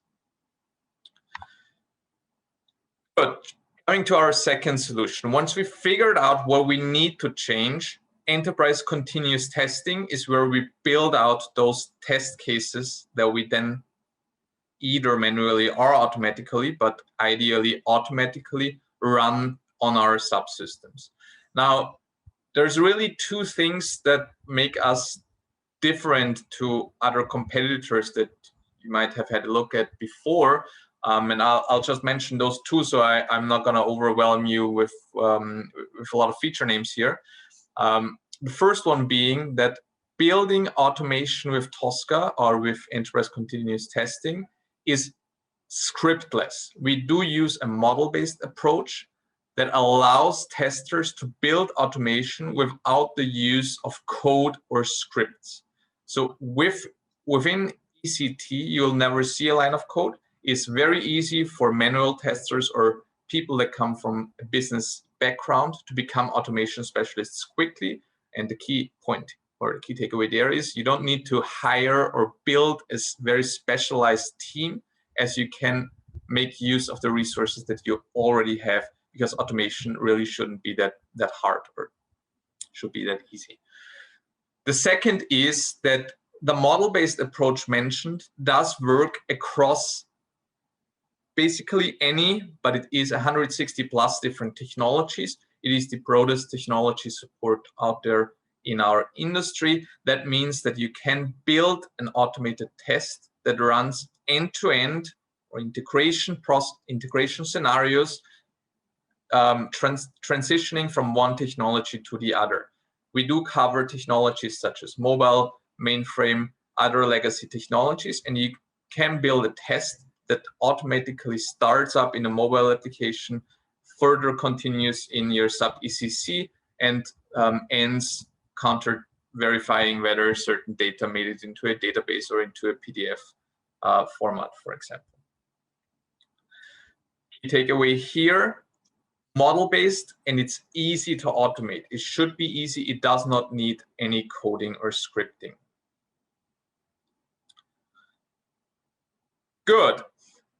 Kind of all the three solutions that I'll be mentioning today can be used individually, but I wanted to point out that a big value add here would be if you use ECT in combination with CIA, which is change impact analysis, the solution that I've mentioned earlier. Change impact analysis would point you to the tests that you need to automate in the first place. Sometimes it can be a struggle for clients that kind of start in a green field for automation or for testing, because they don't know where to start at. They have thousands of scenarios. They don't know which ones are the most important ones to start their automation on. Now, this is what change impact analysis brings as a value. It points you to the very tests that are relevant now, and therefore gives you a very good blueprint on where you should start with your next test automation.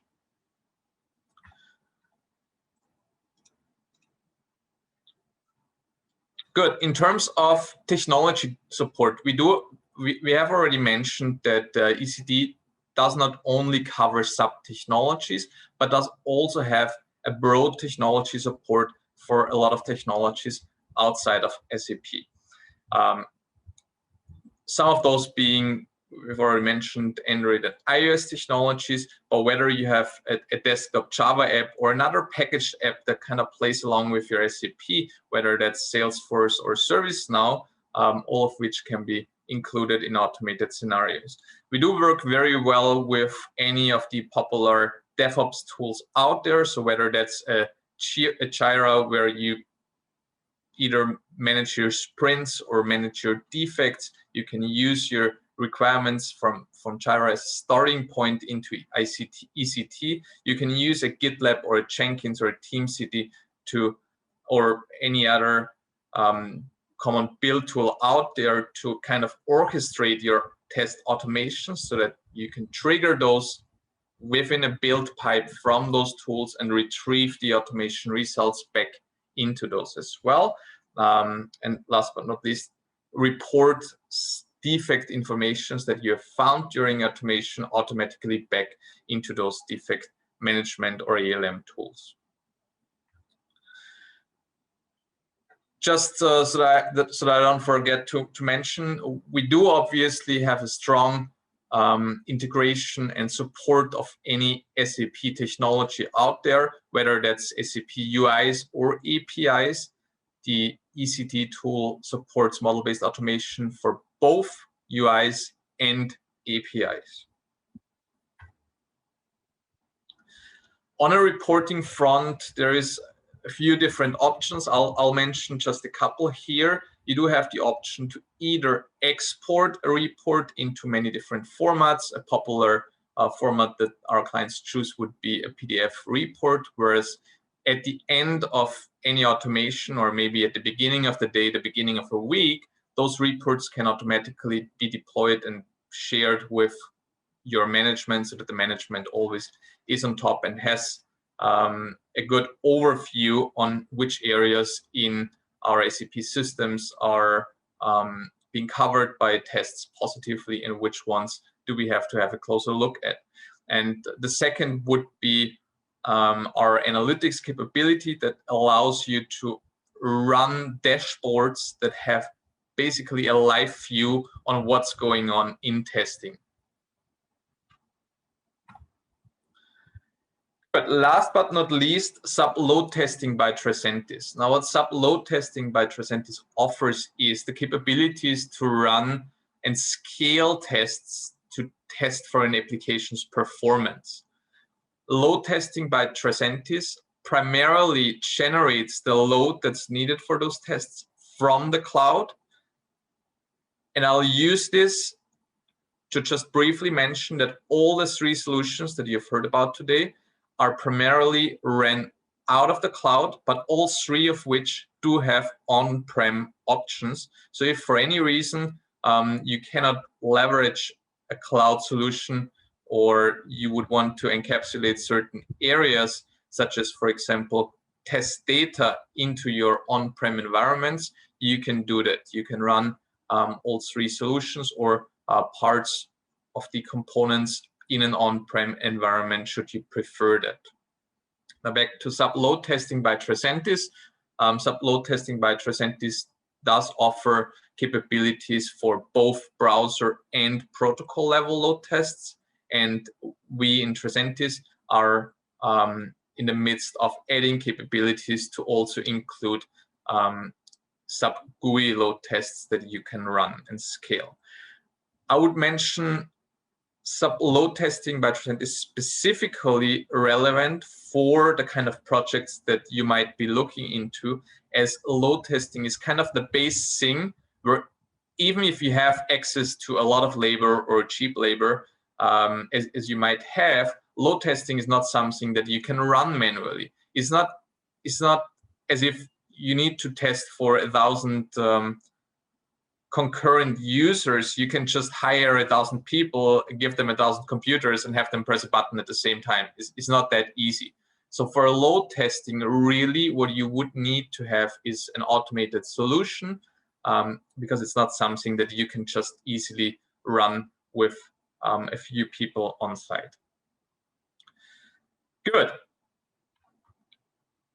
To wrap things up, a couple things about Tricentis that we are proud for. SAP has chosen us as their preferred partner in testing for a few reasons. Some of them might be that we are recognized as the leader in our industry by all these three major analysts, whether that's Gartner, Forrester, or IDC, all three of which are naming us as the leader in their latest analyst results as well. a few of our global customers. I'll leave that screen on for just a few seconds. Maybe you can relate to one of the logos as being close to your industry. And if you have any questions or would be interested in maybe a success story or a use case of our solutions being used in SAP with some of those accounts, feel free to reach out to me. I'll leave my contact information at the end of this session so that you have my email ID and you know where to reach out to. To summarize, what we're doing in the industry is see it as, if you start here on the right-hand side, testing today is the #1 impediment in software delivery. When you develop a new software iteration, and that's also true for the SAP world, it's not really that coding or planning takes up the most time. It usually, and that is a report from the World Quality Report, it's usually testing that takes up the most time.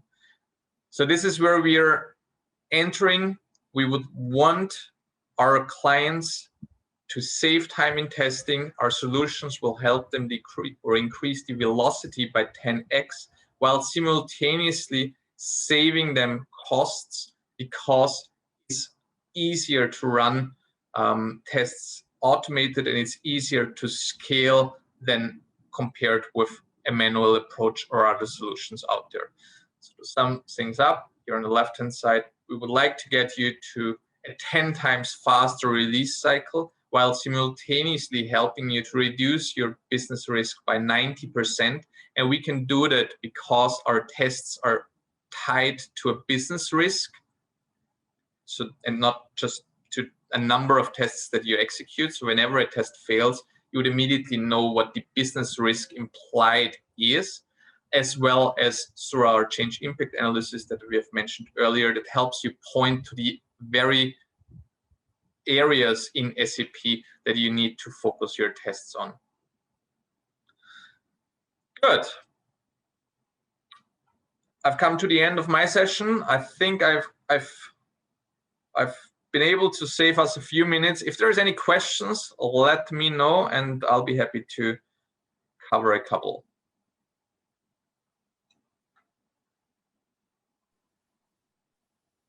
Thanks a lot, Thomas. I think there are no questions at this point of time. Just a minute, I've got one question. Sudhakar, there is one question which I had. Yeah. Pushkar, please go ahead, Pushkar. Yeah.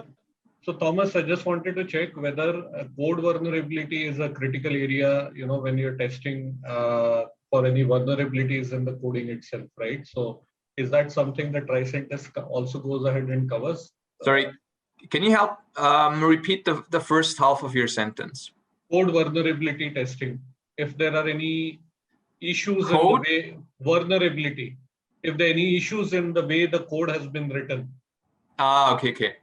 So as ECT focuses on functional automation, and that is really on a process level and an end-to-end and integration level, ECT really focuses on the functional business process level. However, within change impact analysis, we do have capabilities that help code guard and help you look into the code that's being deployed to your SAP systems and help you keep up with code standards. It also automatically suggests certain improvements. For example, if the code that you have deployed would introduce bad performance, some of our applications in change impact analysis can become aware of that and let you know that you might want to pay a second look at that area of code, because there might be better ways to solve that. Thanks, Thomas. That's useful. Thank you. Thomas, thanks a lot for this great session. In case there are any other questions which comes to us later, we will get back to you. Okay. Thanks a lot. Thank you so much, Thomas and Sudhakar. Now we move on to the next segment, which is by Pushkar Bhatt, pre-sales lead for SAP, lead for Rise with SAP and S4HANA Move program, SAP India. Over to you, Pushkar. Thanks everyone for your time today.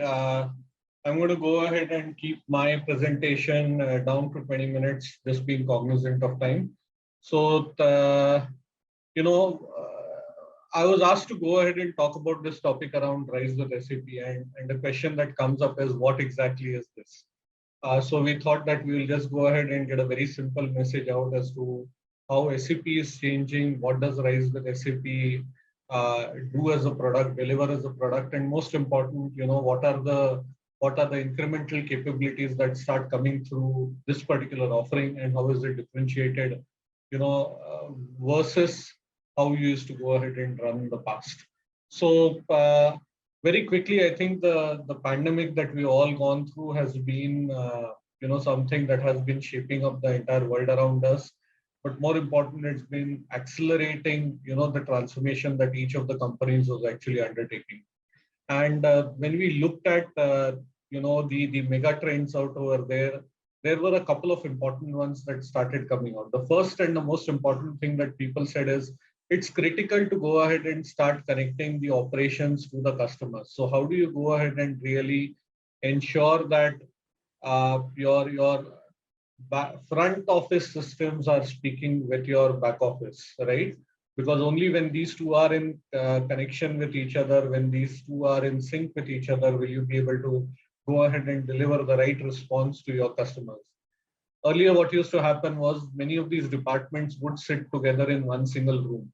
And therefore, it was easy to either pick up a phone or walk across to a colleague and have a chat, get the resolution, and walk back, pick up the phone and get things done. Today, with more and more of us actually working remotely, a lot of this synchronization needs to be system driven.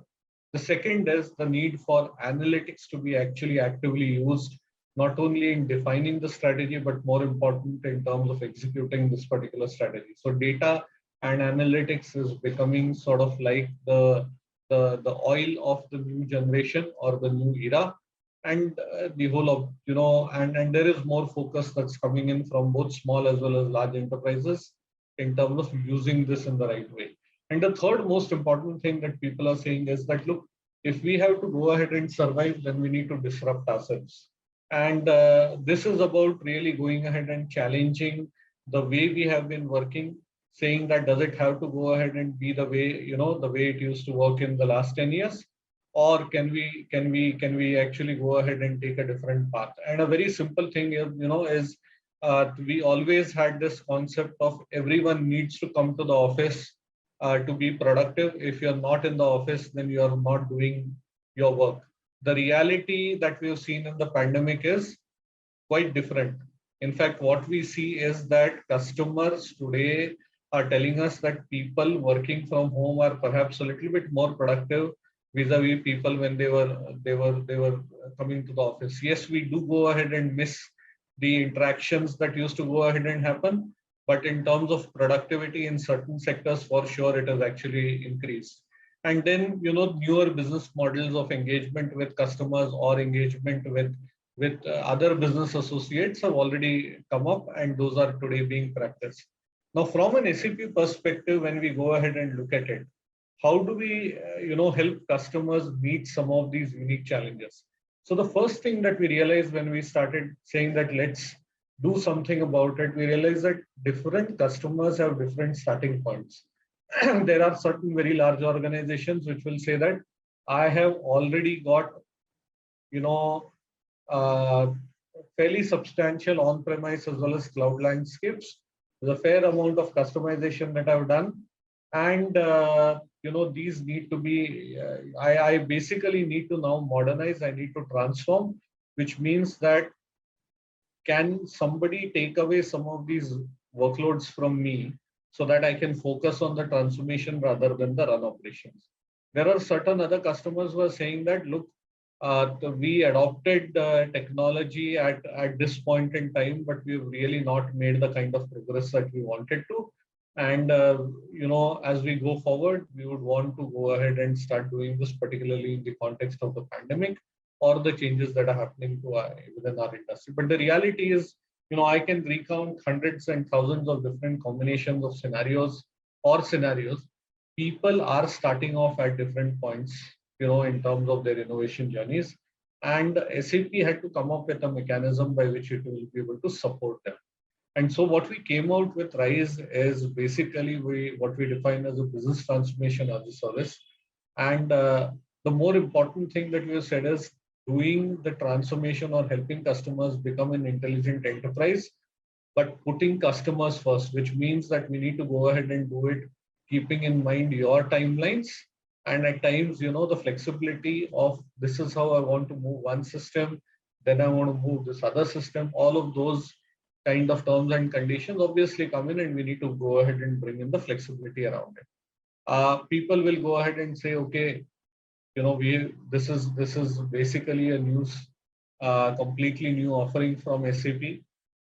In many which ways it is, and I would say in a way it also goes ahead and builds on the past of certain very I would say strong services that we've already had for the last many years. So if you look at RISE with SAP essentially is the culmination of our journey, which started off in 2013. In 2013, we went ahead and brought in Suite on HANA.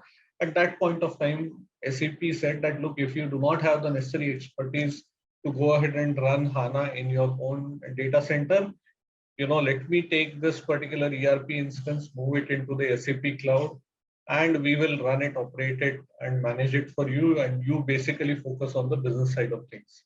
2015-16, we have gone ahead and brought in the cloud versions of this particular software. And 2020, SAP said that, having accumulated that particular experience over the last many years, having gone ahead and done a whole bunch of automation in terms of the provisioning of the systems or the management of these systems, let's actually take it to the next level. Let's accelerate the migration of the ERP into the cloud for our customers, but more important, also increase the kind of SLAs that we go ahead and deliver. So what we have done over the last, I would say 8+ years is really gone ahead and put in workload specific reference architectures for the ERP. We've gone ahead and leveraged the capability of each of the hyperscaler partners that we had to go ahead and bring in the resilience. And then most important, created a much more secure and a resilient platforms to give our customers the confidence that if they come and operate their instances with SAP, we can not only deliver a higher level of uptime, but we can actually also potentially reduce the total cost of ownership. And we are doing all of this keeping in mind a couple of things. The first is that if you look at the actual average system availability that we have had in this year, it has been an astounding 99.7% uptime SLA, which means that 99.997% times our systems were actually available for customers to do transaction. The degree of automation that we've gone ahead and brought in is as high as 98%. So about 2% of the processes actually require a human to go ahead and do things. And as we speak, there are more than about 30,000 plus technical systems that we are going ahead and managing. So it's been, I would say,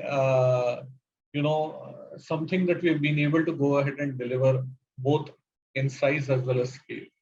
Now, moving across into a little bit more details, we go ahead and say that moving your ERP into the cloud is not just another upgrade, rather it is a new way in which you will work.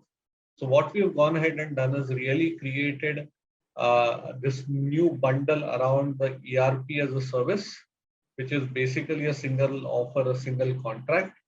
We have gone ahead and put in place services either from SAP or from its partners at every step. And most important, what we are saying is that as you start your transformation journeys, you don't need to go ahead and have this massive investment being put upfront. We can actually break it into bite-sized investments, and then you go ahead and take up one project at a time, deliver that, and then you keep going and adding incrementally to your overall portfolio based on your requirements. Now, from a product capability perspective, what all comes in? So the first and the most important thing that we go ahead and bring in over here is, SAP S/4HANA as a service. Okay, So it is software as a service that is actually coming in, which means that we are moving from an a capex based model where you would go ahead and buy all of the software licenses upfront and then pay 22% AMC, into a model where we actually go ahead and ask you to pay, on an annual basis based on what your usage is. The second is we go ahead and bundle into that particular cost the infrastructure that is going to be required for going and operating this. So, whether you want a particular hyperscaler of choice, so you want to work with AWS, you want to go ahead and work with GCP, or you want to go ahead and work with Azure, we go ahead and provide that particular choice. We bring in another important capability, and this is around BPI. Now, what is BPI? It is basically like throwing a reporting layer on top of your processes. So you have your process data sitting down over there. The process data essentially goes ahead and the process logs tell you that how many documents have got generated from across the process chain, how the documents have moved, and what have been the various different variants of the different processes. So what we are in essence telling you is that aapki process, how is it working? Is it working efficiently? Is it working in a way that there are optimization opportunities that are actually available? But we tell that to you on an ongoing basis using your process data rather than it being a one-time exercise. So this is something that is crucial, because what it allows customers to do is do what is known as continuous process improvement. Okay. So rather than doing an SAP installation once and then, forgetting about it for the next 7-8 years, what we are saying is you can actually engage into continuous improvement of your business processes, plug in wherever there are gaps, and go ahead and enhance processes where there are best practices that are emerging. Besides this, for your S/4HANA upgradation, you require certain things like custom code analyzer, you require the S/4HANA readiness check, and the SAP Learning Hub to go ahead and equip your people. So those are again brought into the part of the contract. And then we have, starter packs around the SAP Business Network and starter packs around the SAP Business Technology Platform. So these are some of the, capabilities that we are going ahead and bundling in. Now moving to, I would say, a little bit of a nitty-gritty. What we are in essence going and talking about is that today, the way you go ahead and run, you have 5 different partners or service providers, both internal or external, with whom you will have to work when you're operating SAP.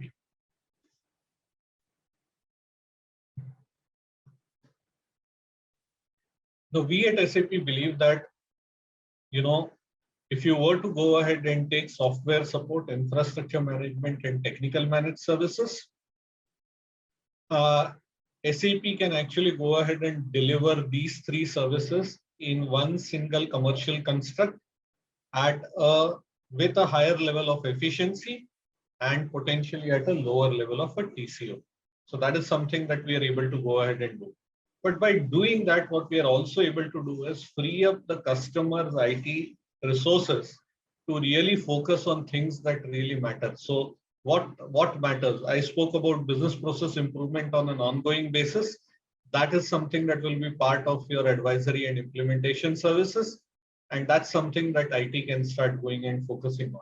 Similarly, the application managed services, the team actually gets freed up, because rather than going ahead and focusing on applying security patches or doing backups and DR drills, what we are saying is that you can really go ahead and do those changes that are required to make the SAP instance a better instance, better suited for you as well as your end customers. Now, going a little bit deeper into this, what we are also saying is that the first part over here, the software and support, includes SAP software and the enterprise support that is required. Any kind of cloud connectors into SAP products like SAP Ariba, SuccessFactors, Concur, so on and so forth. You've got Adobe document services for printing.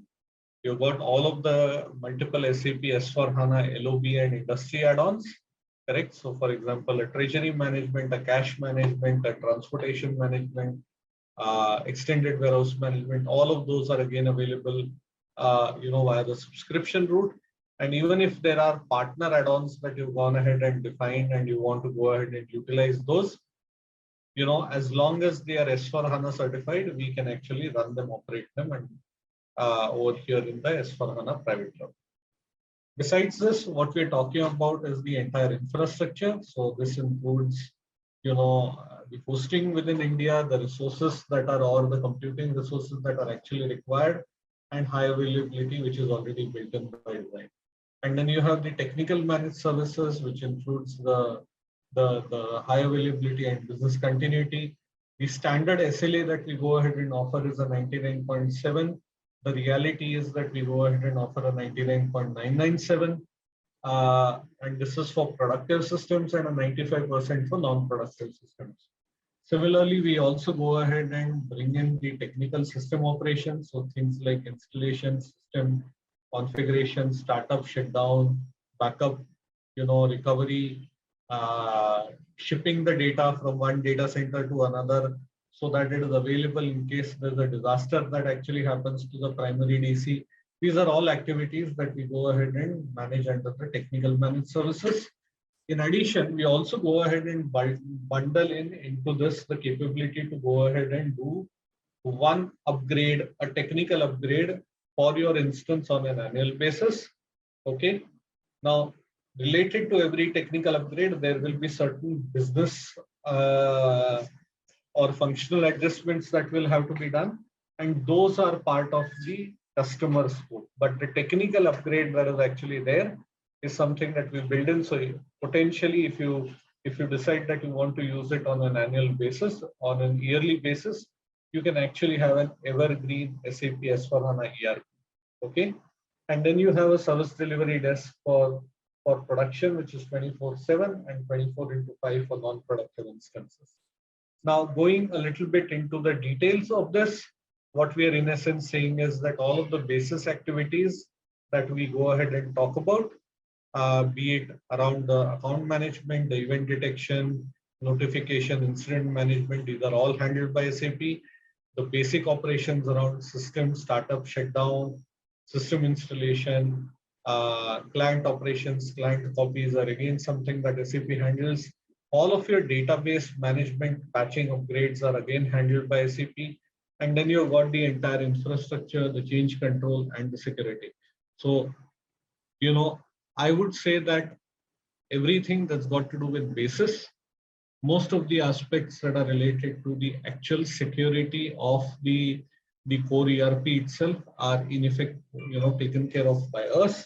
And then, what we do is free the customers to really focus on things which will go ahead and add additional business value. And this could be in form of implementing new business processes or going ahead and doing the appropriate application integrations itself, or any customizations that need to be done, which will go ahead and deliver, a higher level of business benefit. And then besides this, you have the entire application management services.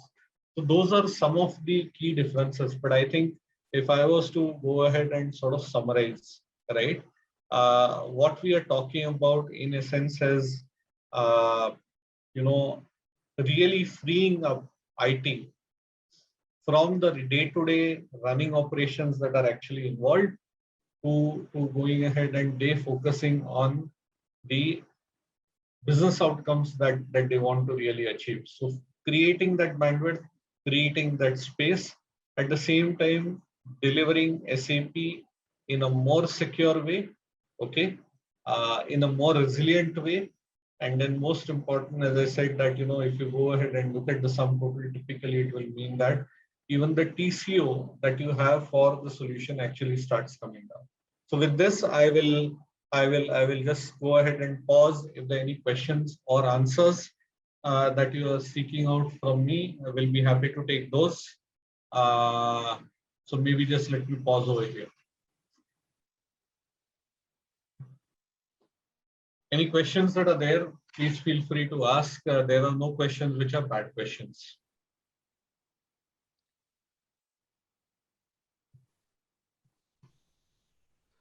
Pushkar, there is a question from Mr. Virender Kumar. He is saying TR movement or new Z code is in the scope of SAP or a customer. Can you repeat, Sudha? What he is saying is new Z code is in the scope of SAP or customer. Movement of new Z codes. Okay, so if you're talking about transports, typically what will happen is that this will be any customizations that are done and the transports related to the ZE development is completely within the scope of the customer. Why? Because SAP in this model actually allows you to do the necessary customizations. We also put that responsibility with the customers. So Pushkar, I have one question. Yeah. Especially this session is being done to all the public sector customers. With Rise with SAP, we had two options from the core intelligence suite perspective. One is from the public cloud and one is on the private cloud. So how does this private cloud is more suitable? That's what if you can explain a little bit, 2-3 lines on this more specific. Sure, I have a couple of slides on that, and then let me. That will be more relevant for this team. Yeah, I will bring those up. I was just being cognizant of time, so that is why I want just 1 or 2 minutes. Yeah. So see, there are basically, if you look at it, the code base between the public cloud, the private cloud, and on-premise are essentially one and the same. However, it is really about the way you work, correct? There are customers who go ahead and say that, look, I want to go ahead and really consume the software as a service. So let's take a very simple example. Till a few years ago, we used to go ahead and consume, even emails, portals, or office productivity applications used to be a perpetual model that we would go ahead and sign up with an Apple or for that matter in Microsoft itself, correct? And then what happened is that we said that, look, there's no fun in going ahead and customizing your Outlook or your Exchange server. An Exchange server is an Exchange server. You can go ahead and do configurations, but I would rather go ahead and consume that as a service, correct? Now, in the bargain, what happened is that customers gave up certain capabilities, but Microsoft then came in and said that, I will basically allow you to put in your login ID password.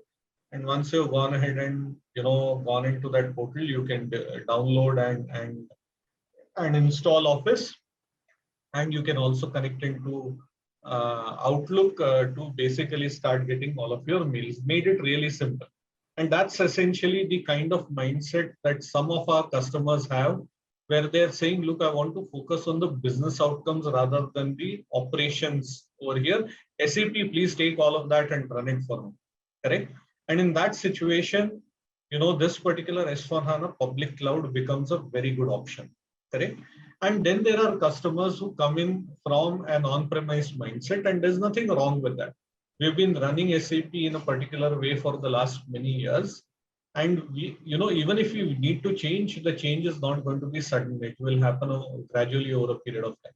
So I need to have, all of the benefits like a cloud subscription, product support, technical operations, infrastructure, all being handled by SAP.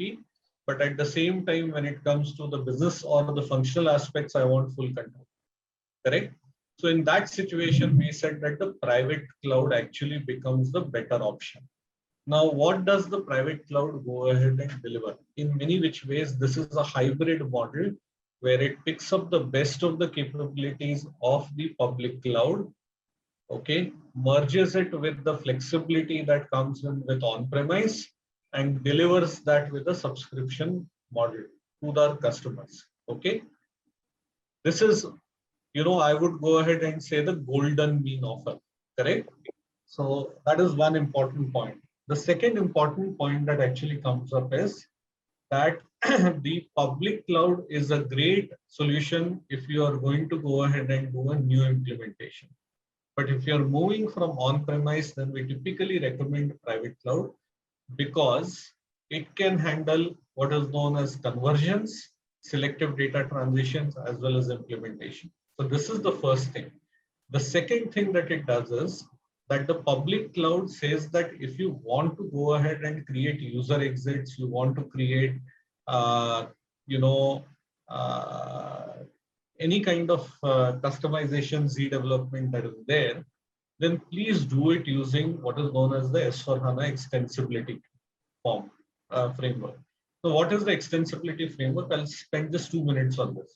This is basically a mechanism that SAP, set of tools that SAP has gone ahead and created, which is, by the way, available both in public cloud, private cloud, as well as on-premise, by which you can go ahead and do the routine things that are required for customizations, like a user exit, like an addition of a column, like going and putting a validation check into a form or designing a custom form.